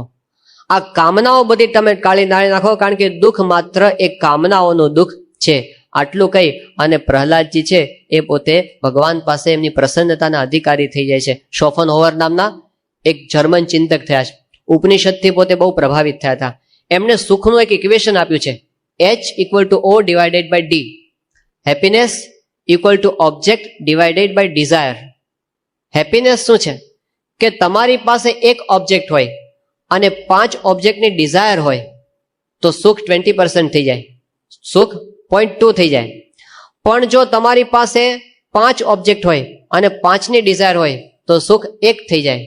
પણ તમારું સુખ એ વધારે ક્યારે થાય? તો તમારી પાસે 5 ઓબ્જેક્ટ હોય અને તમારી ડિઝાયર 0 હોય. શું થઈ જાય? સુખ કેવું થઈ જાય? ઇન્ફાઇનાઇટ થઈ જાય. Anything divided by 0 is infinite. તો તમારું સુખ ઇન્ફાઇનાઇટ થઈ જાય એટલે કે આપણી વિષયની ઈચ્છા માત્ર જ્યારે ટળી જાય ત્યારે પછી આપણું સુખ છે એ અનંત થઈ જાય. આ આપણા શાસ્ત્રોનો સિદ્ધાંત એક જર્મન ચિંતકે એમાંથી મંથન કરીને શોધી કાઢ્યો. તો પ્રહલાદજીએ એ જ માગ્યું કે મારી બધી કામનાઓ છે તમે ટાળી નાખજો. એ માગી અને પછી એણે ભગવાનની ભક્તિ માગી. એ પ્રહલાદજીના પૌત્ર થયા બલિરાજા. બલિરાજાની સમર્પણ ભક્તિ આપણે બધા જ અત્યારે યાદ કરીએ છીએ. અને આપણે બલિદાન રાજાના દાનને શું કહીએ છીએ? બલિદાન. બલિદાન દેશ માટે સમર્પણ કરે તો બલિદાન, ધર્મ માટે કોઈ સમર્પિત થાય તો બલિદાન, સિદ્ધાંત માટે કોઈ સમર્પિત થાય તો એને બલિદાન કહેવાય. પણ એ શબ્દ ક્યાંથી આવ્યો? તો ભાગવતની કથા કે એની અંદર આવે છે કે પ્રહલાદનો પુત્ર હતો વિરોચન અને વિરોચનનો પુત્ર હતો બલિ. તો ઇન્દ્ર દ્વારા એકવાર આ બલિનો પરાજય થયો. પછી શુક્રાચાર્ય એને ફરીવાર સજીવન કર્યો અને ભૃગુવંશના બ્રાહ્મણોએ વિશ્વજીત નામનો યજ્ઞ કરી અને આ યજ્ઞ કુંડમાંથી એક સરસ મજાનો પ્રતાપી રથ કાઢી અને આ બલિરાજાને આપ્યો. પછી તો એને લીલા રંગના ઘોડા હતા, સિંહના ચિહ્નથી યુક્ત ધજા અને સુવર્ણથી મંડિત ધનુષ્ય. આ બધું લઈને તૈયાર થઈ ગયો અને બલિરાજે એટલો બધો બળવાન થઈ ગયો કે દેવતાઓ એને જીતી શક્યા નહીં. દેવતાઓ ત્યાંથી ને ત્યાંથી ભાગ્યા. બૃહસ્પતિએ કીધું કે દેવતાઓને અત્યારે લડવા જેવું નથી, અત્યારે એ પોતે યજ્ઞમાંથી બળ પ્રાપ્ત કરીને આવે, તમે જીતી શકશો નહીં. અને દેવતાઓ બધા ભાગ્યા અને દેવતાઓ બધા સંપત્તિ વગરના થઈ ગયા. ત્યારે દેવતાઓની માતા અદિતિ પોતે કઈ કશ્યપ મુનિ પાસે પોતાના પતિ પાસે ને કીધું કે મારા દીકરાઓ દુઃખી થઈ ગયા છે, રાજ્ય વગરના થઈ ગયા છે, તમે કંઈક દયા કરો. ત્યારે કશ્યપે કીધું કે તું પયોવ્રત કર, પયોવ્રતથી ભગવાનને પ્રસન્ન કર અને સારાવાના થશે. અને એણે પયોવ્રત કર્યું અને જ્યારે વ્રતની પૂર્ણાહુતિ કરી ત્યારે ભગવાન એની ભક્તિથી રાજી થયા અને દર્શન આપીને કીધું કે તારા પુત્ર રૂપે હું અવતાર ધારણ કરીશ. આ ભગવાનના આશીર્વાદ. અને એ પ્રમાણે ભાદરવા સુદ દ્વાદશીને દિવસે વામન ભગવાન છે એમણે એમના થકી દેહ ધારણ કર્યો. જ્યારે વામનજી પ્રગટ થયા, દેવતાઓની રક્ષા કરવા માટે પ્રગટ થયા હતા એટલે દેવતાઓ ખુશ થઈ ગયા, દિવ્ય વાજિંત્રો વાગવા માંડ્યા. અપ્સરાઓ અને ગંધર્વો એમને સ્તુતિ કરી અને વામનનું જે સ્વરૂપ હતું અત્યંત સ્વરૂપવાન, આમ નાનું સ્વરૂપ હતું પણ બહુ જ સ્વરૂપવાન હતા. જાત કર્માદી સંસ્કાર એમના કર્યા. પછી એમના ઉપનયન સંસ્કાર એટલે કે જનોઈનો વિધિ આવ્યો અને જનોઈની વિધિમાં બધા જ દેવતાઓ હાજર રહ્યા. અને કે છે કે એમને સવિતા દેવ એટલે કે સૂર્યદેવ એમણે એને ગાયત્રી મંત્રનો ઉપદેશ આપ્યો. બૃહસ્પતિએ એને યજ્ઞોપવિત આપ્યું, કશ્યપે એને મેખલા આપી, પૃથ્વીએ એને કૃષ્ણ ચર્મનું મૃગ આપ્યું, ચંદ્રમાએ એને દંડ આપ્યો, અદિતિએ એને કોપિન અને કટિવસ્ત્ર આપ્યા. આકાશાભિમાની જે દેવ હતા એને છત્ર આપ્યું, બ્રહ્માએ એને કમંડલ આપ્યું, સપ્તર્ષિએ એને કુશ આપ્યો, સરસ્વતીએ એને રુદ્રાક્ષની માળા આપી, કુબેરે એને ભિક્ષાપાત્ર આપ્યું અને ભગવતી ઉમાએ એને ભિક્ષા આપી. આવી રીતે એ પોતે બટુ તૈયાર થઈ ગયા એકદમ બટુઓ દોડાવવા માટે, અને પછી દોડ્યા ત્યાંથી અને સીધા પહોંચ્યા નર્મદાના કિનારે. નર્મદાના કિનારે આપણે અત્યારે એને ભરૂચ કહીએ છીએ, એનું શાસ્ત્રીય નામ છે ભૃગુ કચ્છ. એ ભૃગુ કચ્છમાં નર્મદા નદીના તટ પર બલિરાજા એક બહુ જ મોટો અશ્વમેધ યજ્ઞ કરતા હતા. એ યજ્ઞની બધી વિધિઓ ચાલુ હતી, બધા પુરોહિતો ઉચ્ચારણ કરતા હતા અને આહુતિઓ આપતા હતા મંત્રોનો. ત્યાં એમણે દૂરથી વામનજીને આવતા જોયા, અને વામનજીનું સ્વરૂપ સૂર્ય સમાન તેજસ્વી જ્યારે એમને આવતા જોયા ત્યારે યજ્ઞના જેટલા યજમાન અને પુરોહિત અને ઋત્વિજ એ બધા એકદમ ઝાંખા પડી ગયા એમને તેજની પાસે, કે આ તેજસ્વી બાળક કોણ આવે છે, ઉંમર તો નાની છે પણ બહુ જ તેજસ્વી છે. એ ત્યાં આવીને ઉભા રહ્યા. એટલે પછી આ બ્રાહ્મણ બટુ જાણી અને બલિરાજાએ એમનું સ્વાગત કર્યું કે તમારા જે પવિત્ર બ્રાહ્મણ કુમાર બ્રહ્મચારી અમારે ત્યાં આવ્યા, અમારા આનંદનો અવસર છે. એમના ચરણ ધોયા અને આસન પર બેસાડ્યા અને પછી કીધું કે બોલો તમારી હું શું સેવા કરું. ત્યારે શરૂઆતની અંદર તો એ બ્રાહ્મણ કુમારે આખા કુળના વખાણ કર્યા કે તમારું કુળ તો બહુ સારું, એની અંદર પ્રહલાદ જેવા ભક્ત થયા અને અંદર વિરોચન જેવો બળવાન પુરુષ થયો, આખા કુળના વખાણ કર્યા. પણ રાજી થઈ ગયો બલિ કે તમારી વાણી તો બહુ વિદવત્તા સભર લાગે છે, હવે તમે માગો તમને હું શું આપું. ત્યારે એમણે કીધું કે મારે તો ખાલી 3 ડગલા પૃથ્વી જોઈએ છે, મારે કઈ જાજુ જોતું નથી. એટલે બલિ હસવા માંડ્યો. એમણે કીધું કે મુનિ તમે આમ બોલો છો ત્યારે બહુ વિદ્વાન લાગો છો, પણ હજી તમારી બાળક બુદ્ધિ છે. કે કેમ બાળક બુદ્ધિ? કે તમને બહુ માગતા આવડતું નથી. આ મારું આટલું મોટું રાજ છે, તમે માગી લો ધન સંપત્તિ ઘોડા ઝવેરા જે જોઈએ તે, આ 3 ડગલા પૃથ્વી શું માગી તમે? એટલે વામનજીએ કીધું કે જો ભાઈ હું તો બ્રાહ્મણનો દીકરો છું, હું તો સંતોષી છું, મારે કઈ જાજુ જોતું નથી. અને જેને 3 ડગલા પૃથ્વીથી સંતોષ ન થાય એને આખા પૃથ્વીના રાજથી પણ સંતોષ થવાનો નથી, માટે મને આટલું આપ, મારા માટે આટલું બસ છે. એટલે બલિરાજે કીધું સારું આપીએ. અને જ્યાં વિધિ ચાલતી હતી ત્યાં શુક્રાચાર્ય આવી ગયા અને બલિના કાનમાં ફૂંક મારી કે બલિ રહેવા દે, આમાં પડવા જેવું નથી, આ તો શત્રુનો પક્ષ છે. કે શું છે? કે આ સાક્ષાત વિષ્ણુ ભગવાન આવ્યા છે અને હમણાં તને લૂંટીને ભિખારી બનાવી દેશે, માટે એમની ભોળી વાતોમાં તું ભોળવાઈ જતો નહીં. ત્યારે બલિએ કીધું ખરેખર વિષ્ણુ છે? કે હા એ જ છે, હું ઓળખી ગયો છું એને. ત્યારે બલિએ કીધું કે તો મારે આપવું જ છે, કારણ કે એવો વખત ક્યારે આવે કે ત્રિલોકીના ધણી આપણી સામે હાથ લાંબો કરીને ઉભા હોય, એ આખી દુનિયાનું ભરણ પોષણ કરે છે અને મારી સામે એ ઉભા છે માગવા માટે આના જેવો અવસર તો બીજો નહીં. શુક્રાચાર્ય બહુ મનાવ્યા પણ પેલો માન્યો નહીં. ત્યારે શુક્રાચાર્ય સાપ આપ્યો કે જા હવે તુંય ગરીબ થજે. અને ત્યારે પછી જયારે જારી રાખી કથા કરો એવું કહે છે કે પાણીનો સંકલ્પ કરાવવા માટે જ્યાં પેલું પાણી નાખવા ગયા વામનજી, ત્યાં શુક્રાચાર્ય હતા એ પાણીની જાળીમાં પેલો કીડો થઈને અંદર બેસી ગયા, પાણી પડે નહીં, આમ હલાવ્યું. વામનજી કે પાણી કેમ પડતું નથી?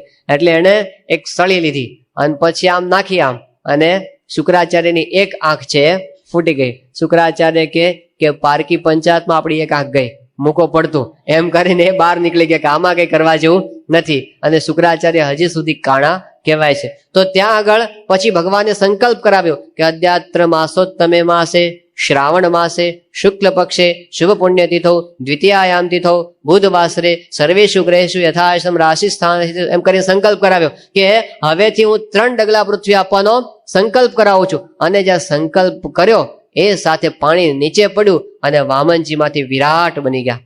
ત્યાં જ એમની નજર સામે પેલો તો જોતો જ રહ્યો, આંખો ફાટી ગઈ બધાની કે આ શું છે.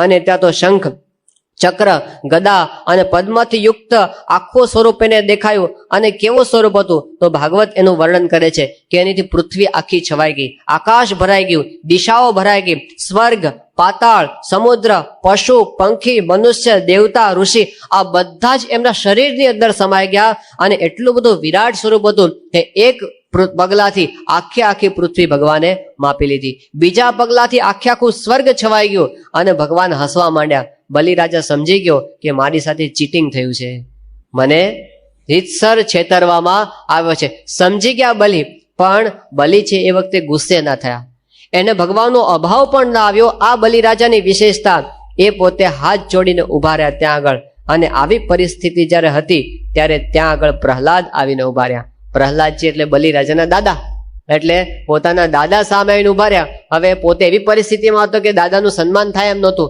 એટલે બલિરાજા નીચું જોઈને ઉભા રહ્યા. અને ત્યાં આગળ પ્રહલાદે ભગવાનને કીધું કે ભગવાન, તમે જે કર્યું છે ને એ બધું બરાબર કર્યું છે. જો એ પણ પોતે એમ નથી કહેતા કે મારા પૌત્રને આવી દશા કરી તમે, પણ પ્રહલાદ કહે છે કે પ્રભુ, તમે જે કર્યું છે ને એ બધું બરાબર જ કર્યું છે.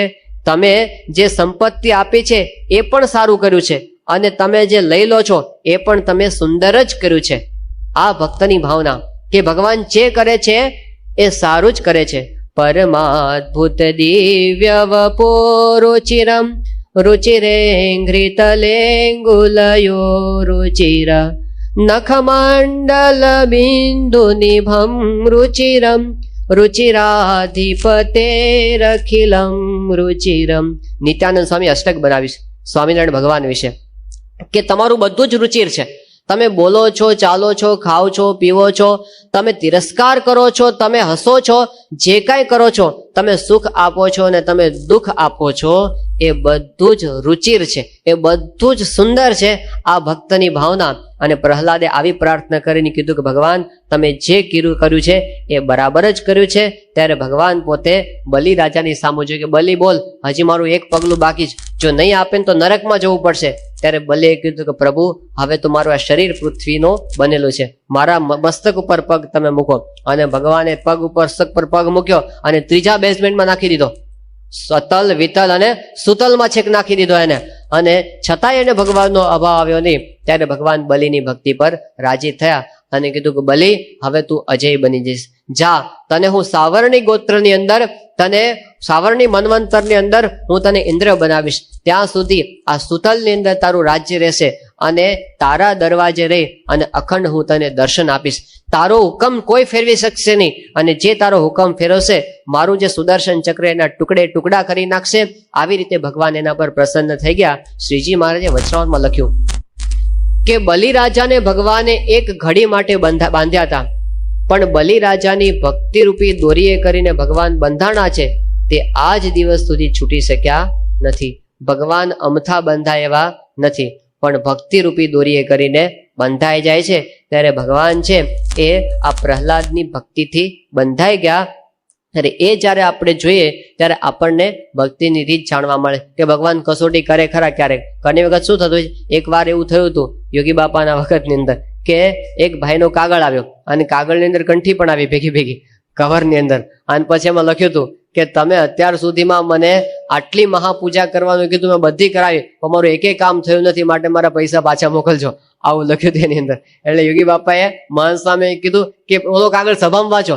એટલે મહંત સ્વામી કે આવું ન વંચાય, આવું કઈ આશીર્વાદ ન ફળે એવું વંચાતું હોય, કઈ આશીર્વાદ ફળે એવું વંચાતું હોય. યોગી બાપા કહેતા એ વાંચો. એટલે પછી સભામાં પેલો કાગળ વંચાવ્યો અને એમાં લખ્યું હતું કે તમે આટલા આશીર્વાદ, મને એકે આશીર્વાદ તમારા ફળ્યા નથી. યોગી બાપા કહે જો અમારું તો આવું છે સભામાં. તો આ એ પોતે સમજાવવા માંગતા હતા કે આટલાથી તમે અમારો મહિમા સમજતા નહીં. તો આવું થતું હોય છે ઘણી વખત. જો આપનું કામ ન થાય તો ભગવાન ખોટા, સંત ખોટા, બધું ખોટું, આપણી શ્રદ્ધા ઉડી જાય. પણ પ્રહલાદજીને કે બલિને એવું થયું નહીં. એટલે એ સાચા ભગવાનના ભક્ત છે એ આપણને દેખાય છે. ઘણી વખત આપણને આવું થઈ જાય જ્યારે આપવાનું આવે ને. શાસ્ત્રીજી મહારાજના વખતની અંદર એક હરિભક્ત હતા. તો શાસ્ત્રીજી મહારાજ જ્યારે જ્યારે એના ગામની અંદર જાય ત્યારે પેલો ખરડો થતો હોય ને આર્થિક, કારણ કે મંદિરોના કામ એ વખતે ચાલુ હતા. એટલે જ્યાં જાય ત્યાં આગળ પૈસાની વાત કરવાની હોય કે આટલી આર્થિક સેવા મંદિરમાં કરવાની તમારે, આ બધું દર વખતે ધર્માદો કરવા માટે જવાનું થાય ત્યાં આગળ, કથા વાર્તા ધર્માદો. તો જોગી મહારાજ ભેગા હોય, શાસ્ત્રીજી મહારાજ પેલી સેવા કરવાની વાત કરે. જોગી મહારાજ તો શું કરે, એ તો બધાનો મહિમા સમજે, બધાની સેવા કરી નાખે. એટલે પેલા હરિભક્ત કે ને કે આ જોગી મહારાજ બહુ સારા છે, આ શાસ્ત્રીજી મહારાજ લોભિયા છે, જ્યારે આવે ને ત્યારે પૈસા જ માગ કરે છે, બીજી કઈ વાત એમની પાસે હોતી નથી. આવું એમને થયા કરે. જોગી હારા, જોગી મહારાજ કઈ માગતા નથી. હવે એવું થયું કે શાસ્ત્રી મહારાજ તો ધામમાં પધાર્યા, પછી બધો વહીવટ આવો જોગી મહારાજ ઉપર. અને જોગી મહારાજ જયારે વિચરણ કરતા કરતા ગામમાં ગયા ત્યારે પછી ખરડાની વાત પાછી યોગી મહારાજે કાઢી. એટલે કે આ જોગી પેલા હારા હતા, પાછા બગડી ગયા. હવે એ પણ બગડી ગયા. તો આજે સેવા કરવાની વાત આવે, આપણને શું થઈ જાય કે આપણે જેમ આપણે સ્વાર્થી છીએ ને એમ ભગવાન અને સંતને આપણે સ્વાર્થી માની લઈએ, કારણ કે આપણા ચશ્માથી આપણે જોતા હોઈએ, એટલે આપણે આખી દુનિયામાં બધાને સ્વાર્થી જોયા હોય, એટલે એને પણ આપણે એવા માની લઈએ. પણ હકીકતમાં એવું નથી. જે આપણને નરસિંહ મહેતાએ એમના કીર્તનમાં કીધું છે કે લક્ષ્મીજી અર્ધાંગના મારી, તે મારા સંતની દાસી રે. લક્ષ્મીજી અર્ધાંગના મારી, તે મારા સંતની દાસી રે.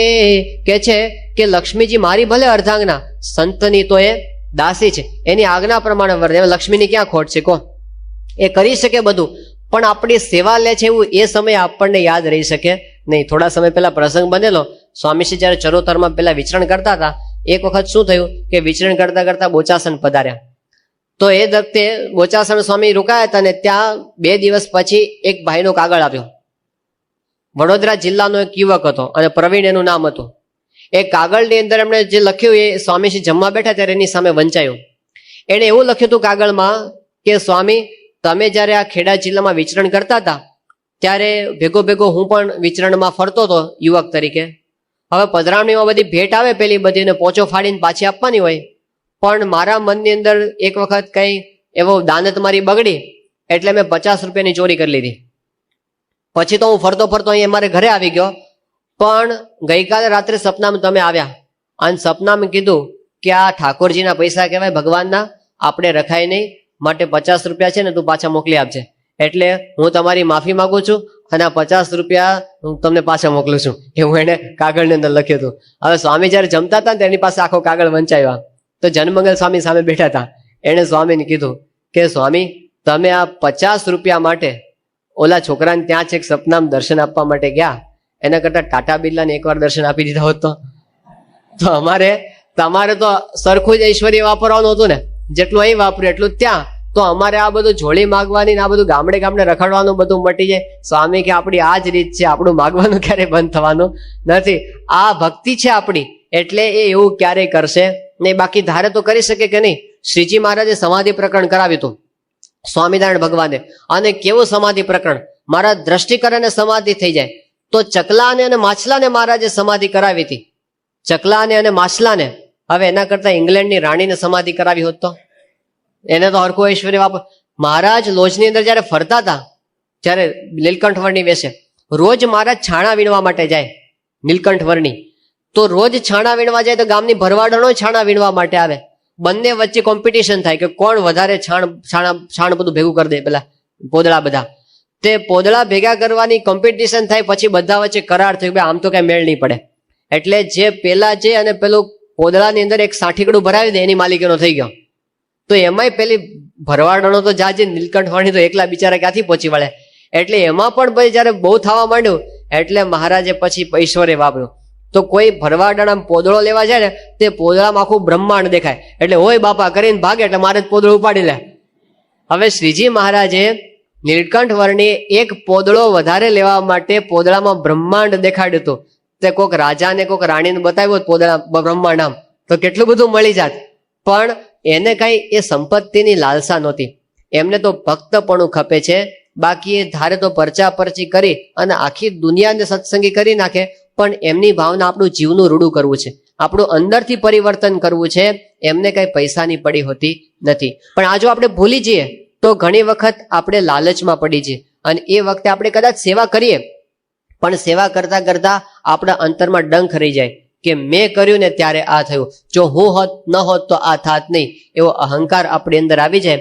એટલા માટે અહીં આગળ આ સમર્પણ જે ભક્તે કર્યું, કેવું સમર્પણ! ઘણા બધા ભક્તો આપણા કરે છે દેશ ને પરદેશમાં, પોતાનું સર્વસ્વ આપી દે છે. કેટલા બધા ભક્તો કેવા છે પોતાના ટાઈમનું સમર્પણ આપે છે, કેટલા બધા પોતાના દીકરાનું સમર્પણ, કેટલા બધા એવા છે પોતાના સ્વભાવનું સમર્પણ, પોતે લોકલાજનું સમર્પણ આપી દે છે. હમણાંનો પ્રસંગ છે, પ્રમુખ સાહેબ મહારાજ ત્યાં અમેરિકામાં બિરાજમાન હતા, એમની પાસે વાત થઈ કે ન્યૂ જર્સી સ્ટેટની અંદર ચેરી હિલ નામનું આપણું એક સ્થાન છે. તો એ શહેરની અંદર એક ડોક્ટર રહે છે, ડોક્ટરનું નામ છે રાજીવ વ્યાસ. બહુ જ મોટા ડોક્ટર છે, કારણ કે એના હાથ નીચે 800 માણસો કામ કરે છે અને 38 ડોક્ટરો એના આસિસ્ટન્ટ તરીકે કામ કરે છે. અને ન્યૂ જર્સીની અંદર એક બહુ જ મોટી હોસ્પિટલના ડાયરેક્ટર તરીકે પોતે કામ કરે છે. આ ડોક્ટર રાજીવભાઈ વ્યાસ રોજ સવારે ભગવાનના મંદિરના દર્શન કરવા આવે છે, એટલું જ નહીં, મંદિરના બધા જ સંડાસ બાથરૂમ પોતે જાતે સાફ કરે સવારના પોરમાં. આ અહમ શૂન્યતા. ભગવાન પાસે એમણે પોતાનું માન છે એ મૂકી દીધું કે અહીં આગળ તો આપણે દાસાનું દાસ થવાનું હોય. તો આવું સમર્પણ જે કરે છે એ ભગવાનની ભક્તિ કરી અને ભગવાનને પ્રસન્ન કરી શકે છે. આવું ભગવાનના ભજનમાં સુખ છે એવી વાત ભાગવતમાં કરી છે. અને પછી કે છે કે ભક્તિ આપણે કરતા હોઈએ પણ એમાં આપણને નડે છે શું? ભક્તિમાં સુખ તો છે પણ ઘણી વખત કેટલીક વસ્તુ એવી છે કે જે ભક્તિનું સુખ આપણે લઈ શકતા નથી. તો એ વસ્તુ છે કે વિષયમાં આસક્તિ અને આપણા કેટલાક આંતરિક સ્વભાવ જે આપણને ભજનનું સુખ લેવા દેતા નથી. બિટ્સ એન્ડ પીસીસ ની અંદર એક વાત કરેલી કે we should learn from the mistakes of others because we can not live long enough to make all them ourselves. આપણે બીજાની ભૂલમાંથી શીખવું જોઈએ, કારણ કે બધી ભૂલ આપણે કરી એટલું લાંબુ આપણે જીવવાના નથી. એટલે એ જે કરી ગયા ને એમાંથી આપણે શીખવાનું. ને પુરાણોની અંદર ને શાસ્ત્રોની અંદર જે મોટા પુરુષોની ભૂલો આપણને બતાવી છે એ એની નિંદા કરવા માટે નથી. શા માટે બતાવી છે? કે એનામાંથી આપણે શીખીએ કે એ લોકો ભૂલ કરી ગયા, આપણે કરી બેસીએ નહીં. નવમ સ્કંદની અંદર વાત આવે છે કે અસુરોનો રાજા હતા વૃષપર્વા. એ વૃષપર્વાની દીકરીનું નામ હતું શર્મિષ્ઠા. અસુરોના ગુરુ હતા શુક્રાચાર્ય અને શુક્રાચાર્યની પુત્રીનું નામ હતું દેવયાની. હવે એકવાર એવું થયું કે શર્મિષ્ઠા હતી રાજાની પુત્રી, પોતાની ઘણી બધી સહેલીઓ સાથે ઉદ્યાનની અંદર વિહાર કરવા માટે ગઈ હતી. ત્યારે પેલી દેવયાની પણ એની સાથે હતી. બધી બેનપણીઓ ત્યાં આગળ રમતી હતી. હવે એ લોકોએ ત્યાં સરોવર એક સરસ મજાનું જોયું તો સરોવરમાં સ્નાન કરવા માટે જઈએ. વસ્ત્રો ત્યાં કિનારે મૂકી અને બધી આ છોકરીઓ હતી અંદર સ્નાન કરવા માટે પડી. ત્યાં આગળ એવો પ્રસંગ બન્યો કે શિવજી ત્યાંથી પસાર થયા, શિવજી અને પાર્વતી વૃષભ પર બેસીને. આ દ્રશ્ય જોયું એટલે સંકોચને લીધે બધી મર્યાદા રાખવા માટે પેલી બધી જ છોકરીઓ બહાર નીકળીને પોતપોતાના વસ્ત્રો પહેરી લીધા. પણ એમાં શું થયું કે પેલી રાજાની પુત્રી હતી શર્મિષ્ઠા, એને ઉતાવળની અંદર ગુરુપુત્રીના કપડાં પહેરી લીધા દેવયાનીના. અને દેવયાની આ જોયું અને એકદમ ગુસ્સે થઈ ગઈ અને એણે કીધું કે તને કાંઈ ભાન પડે છે કે તું કોના કપડાં પહેરે છે? તું અસુરની દીકરી અને અમે છીએ બ્રાહ્મણ કુળના. જેમ કોઈ કૂતરો છે યજ્ઞનો હવિષ ઉપાડી જાય એવી રીતે તે મારા કપડાં પહેરી લીધા. કઈ શરમ આવે છે કે નહીં તને? અમે બ્રાહ્મણો તો જગતના ગુરુ કહેવાય. દેવતાઓ પણ અમારા ચરણોની સેવા કરે છે અને એમાં પણ અમે તો પવિત્રમાં પવિત્ર એવા ભૃગુવંશના બ્રાહ્મણો છીએ. માટે તને કઈ ભાન નથી કે કોના કપડાં તું પહેરે છે. આવી રીતે શબ્દો માર્યા એટલે શર્મિષ્ઠા એકદમ સામે ગુસ્સે થઈ ગઈ. એ રાજાની દીકરી હતી, એ કઈ ગાંજી જાય એમ નહોતી કે તું ભિખારણ, તને ખબર છે કે મારો બાપ રોટલા નાખે ત્યારે તારો બાપ ખાઈ શકે છે? તો કૂતરા ને કાગડાની જેમ અમારા નાખેલા અન્ન ઉપર જીવે છે અને આટલો બધો રોપ શાનો કરે છે?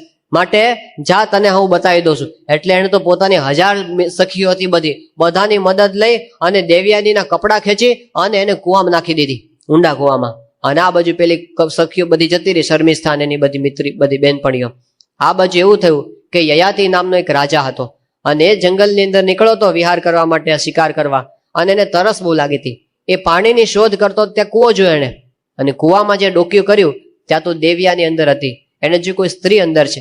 દેવયાની વિનંતી કરી મને બહાર કાઢો, તો એની પાસે કોઈ વસ્ત્ર નહોતા, તો આણે પોતાનું ઉપવસ્ત્ર અંદર નાખ્યું અને દેવયાની એ વસ્ત્ર પહેર્યું અને પછી આણે દોરડું નાખી અને દેવયાનીને બહાર કાઢી હાથ પકડીને. અને જેવી હાથ પકડીને દેવયાની બહાર આવી એવી યયાતિને કહે કે તમે હાથ પકડ્યો તો હવે મુકતા નહીં, હવે તમે મુકતા નહીં. પેલા એ કીધું પણ હું તો ક્ષત્રિય છું અને તું તો બ્રાહ્મણની દીકરી છે. ત્યારે દેવયાનીએ કીધું કે મને બૃહસ્પતિના દીકરા કચ્છનો મને શાપ થયો છે કે મને કોઈ બ્રાહ્મણ પુત્ર મને પરણશે નહીં, એટલે મારે તો ક્ષત્રિય સાથે જ પરણવાનું છે, તો તમે મારી સાથે લગ્ન કરો. યયાતિએ કીધું સારું, તારા બાપુજીને વાત કરજે અને હું પછી આવીશ. એમ કરીને ઘરે ગઈ અને દેવયાનીએ ઘરે જઈ અને શુક્રાચાર્યને ફરિયાદ કરી. કીધું કે આ શર્મિષ્ઠા અને બધી સખીઓએ ભેગા થઈને મને કૂવામાં નાખી દીધી અને મારો આવી રીતે ભયંકર અપમાન કર્યું. ત્યારે શુક્રાચાર્યને પુત્રી પર બહુ પ્રેમ હતો.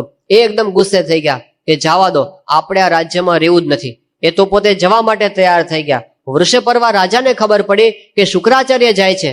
શુક્રાચાર્ય જાય તો દાનવોનું ધનોત્પન્ન જ નીકળી જાય, કારણ કે એની રક્ષાથી જે લોકો જીવતા હતા. ત્યારે વૃષપર્વાએ જઈને શુક્રાચાર્યના પગ પકડી લીધા કે ગુરુજી અમારી ભૂલ માફ કરો અને તમે અહીં રહી જાઓ.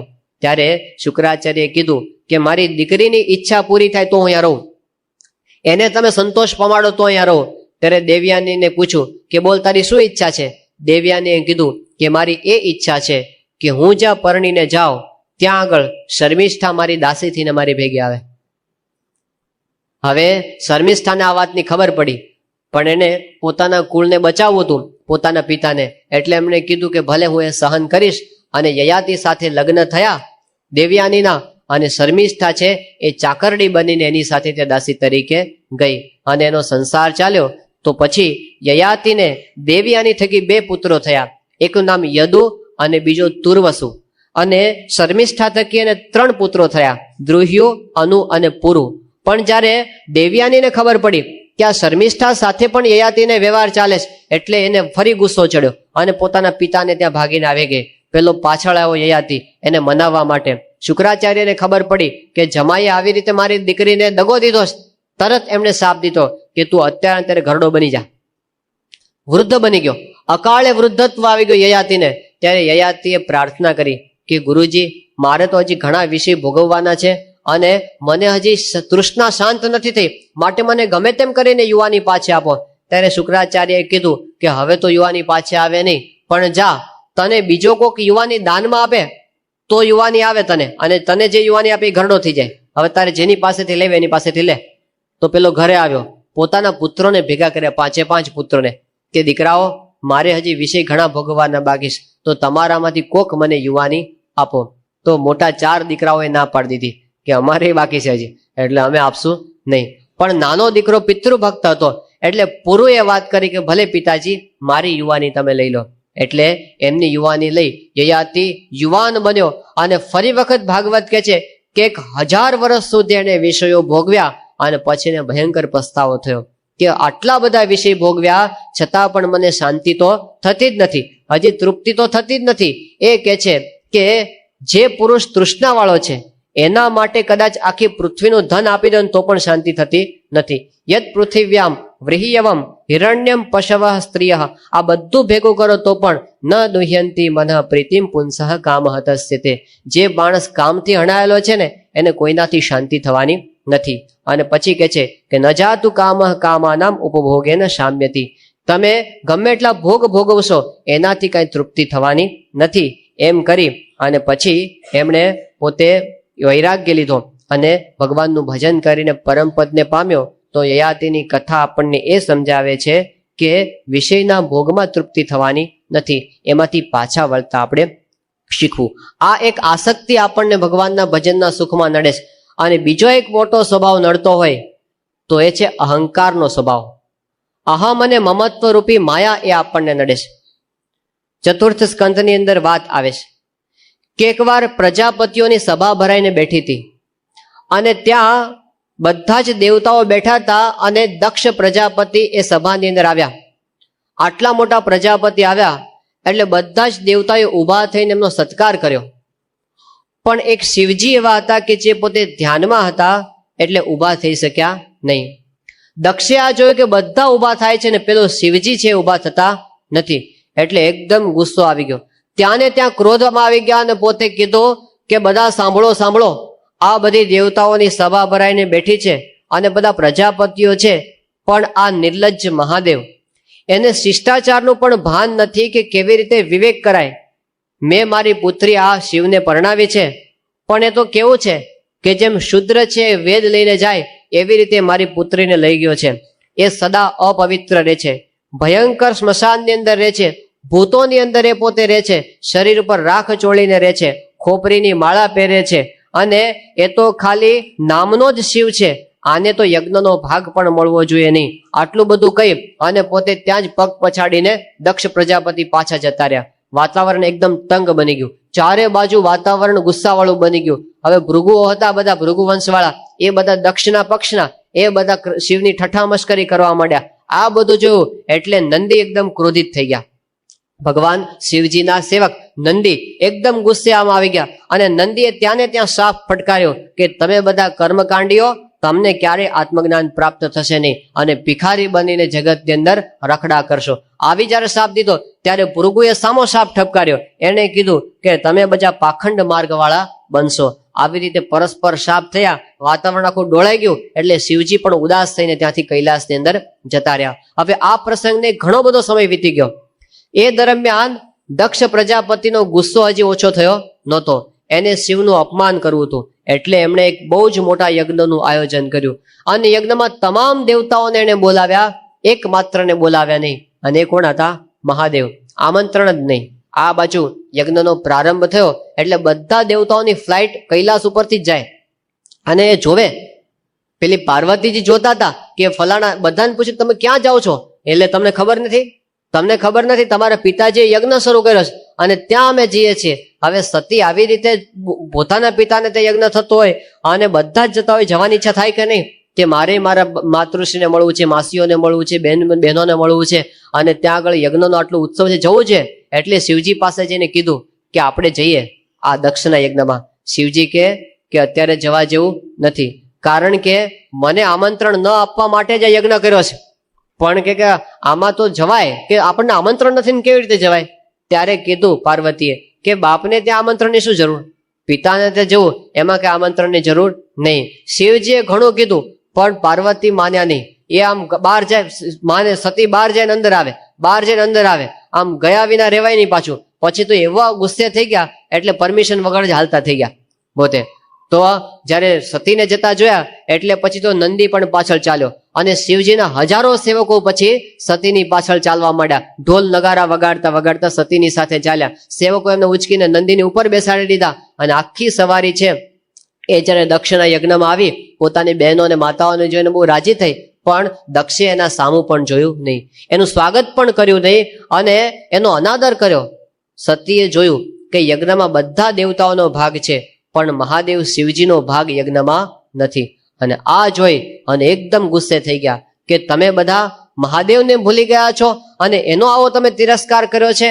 આ યજ્ઞની અંદર હું આવી, તમારા થકી મને દેહ પ્રાપ્ત થયો, એ મારા માટે લાંછન રૂપ છે, માટે હું અત્યારે મારા દેહનો જ ત્યાગ કરું છું.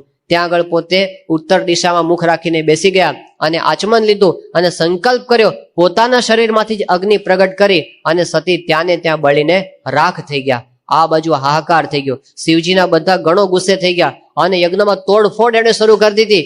ત્યાં તો પેલા ભૃગુ હતા, એને યજ્ઞની અંદર આહુતિ નાખી અને ઋભુ નામના દેવતાઓ ઉત્પન્ન કર્યા. એ ઋભો બધા શિવજીના ગણોની પાછળ દોડ્યા અને બધાને મારી મારીને ભગાડી મૂક્યા. અને આ વાતની જયારે શંકર ભગવાનને ખબર પડી, એમને સમાચાર આપનારા હતા નારદજી, કે નારદજી કીધું કે આવું થયું છે. એટલે શિવજી તો પોતે આમ ઉભા થઈ ગયા, અટ્ટહાસ્ય કર્યું અને એને તો પોતાની જટા પછાડી શિવજીએ અને એમાંથી વીરભદ્ર નામનો મહાભયંકર 3 આંખો વાળો એક ગણ ઉત્પન્ન થયો. એ ગણને કીધું બોલો શું આજ્ઞા છે? કીધું કે જા યજ્ઞનો નાશ કરતું. અને એ આવ્યો હાહાકાર કરતો. એની પાછળ આખી શિવની હજારો ભૂતડાઓની ટોળી એ આવ્યા યજ્ઞની અંદર.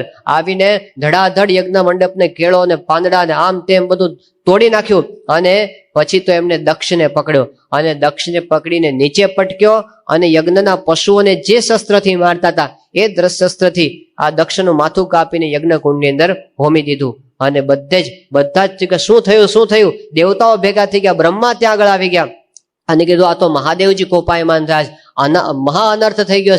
ત્યારે બ્રહ્માએ સ્તુતિ કરી મહાદેવજીની. શિવજીને કીધું કે તમે શાંત થાવ અને આનું કંઈક કરો હવે તમે. ત્યારે શિવજી શાંત થયા અને કીધું હવે શું કરીએ? કે આ દક્ષને જીવતો કરો, કે એનું માથું તો છે નહીં, કે ક્યાંકથી માથું શોધી લાવો તો આપણે ચોંટાડી દઈએ. પેલું માથું મળે લેતા આવજો. અને પેલું મળ્યું બકરાનું માથું. તે બકરાનું માથું લઈ અને જ્યારે ચોંટાડ્યું ત્યારે પાછા પેલા દક્ષ છે એ ઉભા થયા. આ કથા અહંકારની કથા છે. ભાગવતની અંદર આ કથા એ અહંકારની કથા છે. અત્યારે આપણને ગામડે ગામડે, શહેરે શહેરે અને પરિવારે દક્ષની કથા જોવા મળે છે. જેટલા કે પ્રોબ્લેમ્સ છે ને, આખી દુનિયાના પ્રોબ્લેમ્સ એ બધા અહંકારના પ્રોબ્લેમ છે. આ ભાગવત આપણને શીખવાડે છે. જો એક અહંકાર નીકળીએ તો ઝઘડા માત્ર જ સમાજની અંદરથી નીકળી જાય, પણ એ આપણે છોડી શકતા નથી. અને અહંકારમાંથી શું થાય છે? ઈર્ષા થાય છે. અને અહંકાર ને ઈર્ષા અને મત્સર અને અસૂયા આ બધા ભેગા થાય એટલે પછી અશાંતિનો આખો પરિવાર ઉત્પન્ન થાય છે. એટલા માટે ભાગવતે કીધું કે આ અહંકારથી મુક્ત રહેવું. રાવણને કઈ ખાવાનું ખૂટી ગયું નહોતું, દુર્યોધનને કઈ ડાયાબિટીસ થયો નહોતો, કંસને કઈ કેન્સર થયું નહોતું. એ બધા જ પોતે પૈસે ટકે ખાધે પીધે સુખી હતા. દુઃખી સાથી થયા અહંકારને લીધે અને પોતાના સ્વભાવને લીધે, ઈર્ષાને લીધે દુઃખી થયા. એકવાર રાજાએ એવું કર્યું ને કે પોતાનો કોઈ વારસદાર હતો નહીં, એટલે એણે એવું કીધું કે આવતીકાલે સવારે જેને રાજા થવું હોય એ મારા મહેલના પ્રાંગણમાં આવી જાય, કોઈ ક્વોલિફિકેશનની જરૂર નથી. હવે આમાં કોઈ બાકી રહે? એટલે તો સવારના પોરમાં 8 વાગ્યાનો ટાઈમ હતો, પણ 6 વાગ્યામાં ગ્રાઉન્ડ ચિક્કાર, આખું ગ્રાઉન્ડ ભરાઈ ગયું કે કદાચ આપણો ચાન્સ લાગી જાય. બુઢિયા હતા આવી ગયા કે ચલો થોડો લાભ છેલ્લે આપણે લઈ લઈએ.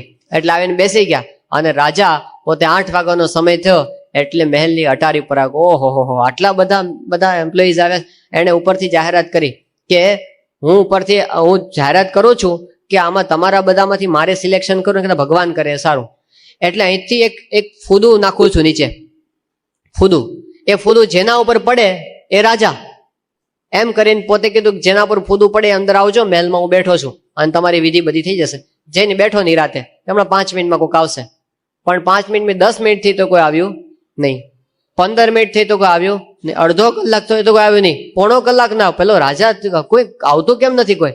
એટલે પાછો મહેલની અટારી ઉપર ચડ્યો કે ફૂદું કોના પર પડ્યું. તો ઉપર ચડીને જોયું ને તો ફૂદું હજી કોઈના પર પડ્યું જ નહોતું, એ ઉપર જ ઉડતું હતું. કેમ કે કોકના ઉપર પડવા જાય ને એટલે બાજુવાળો ફૂંક મારે કે આ ક્યાં રાજા બની જાય છે, હું ના બનો તો કઈ ને, આને તો ના જ બનાવો.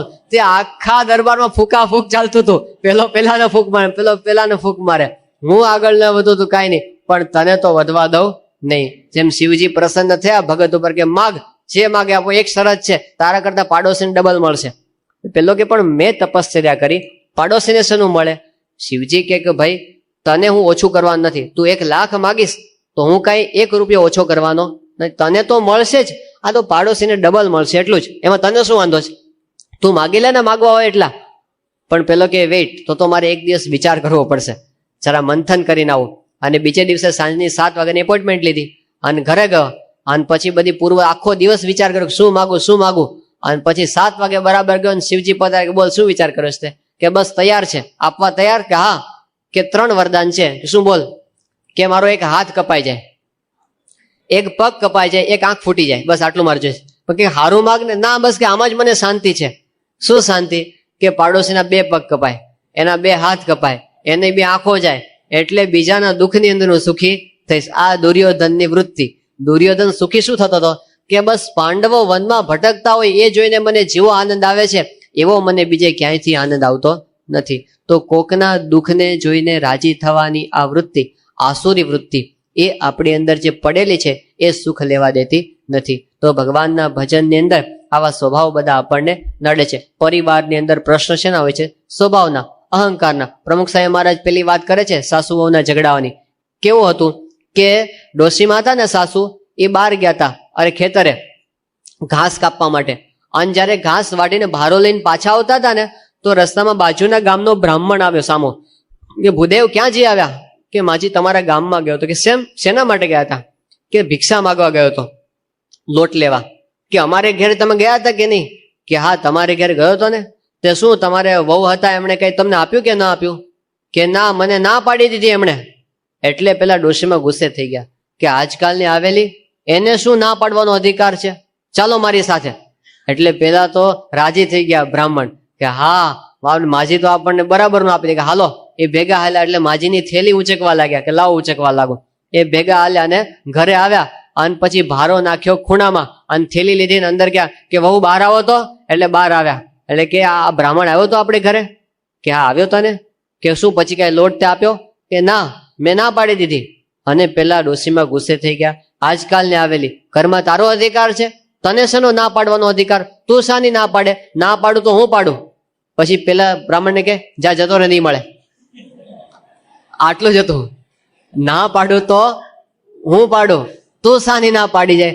ના પાડવા માટે પેલા બ્રાહ્મણને બિચારાને 2 કિલોમીટરનો ધક્કો થયો. પણ દુઃખી કરે માણસ. અહંકાર છે ને એકલો પોતે દુઃખી નથી થતો, લોકોને દુઃખી કરે છે. હિટલરનો અહંકાર એ પોતે તો દુઃખી થયો, લાખોને દુઃખી કર્યા.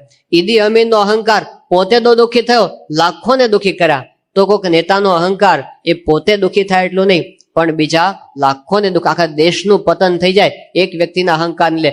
અહંકારની અંદર જ આપણે બધા જીવતા હોય છે.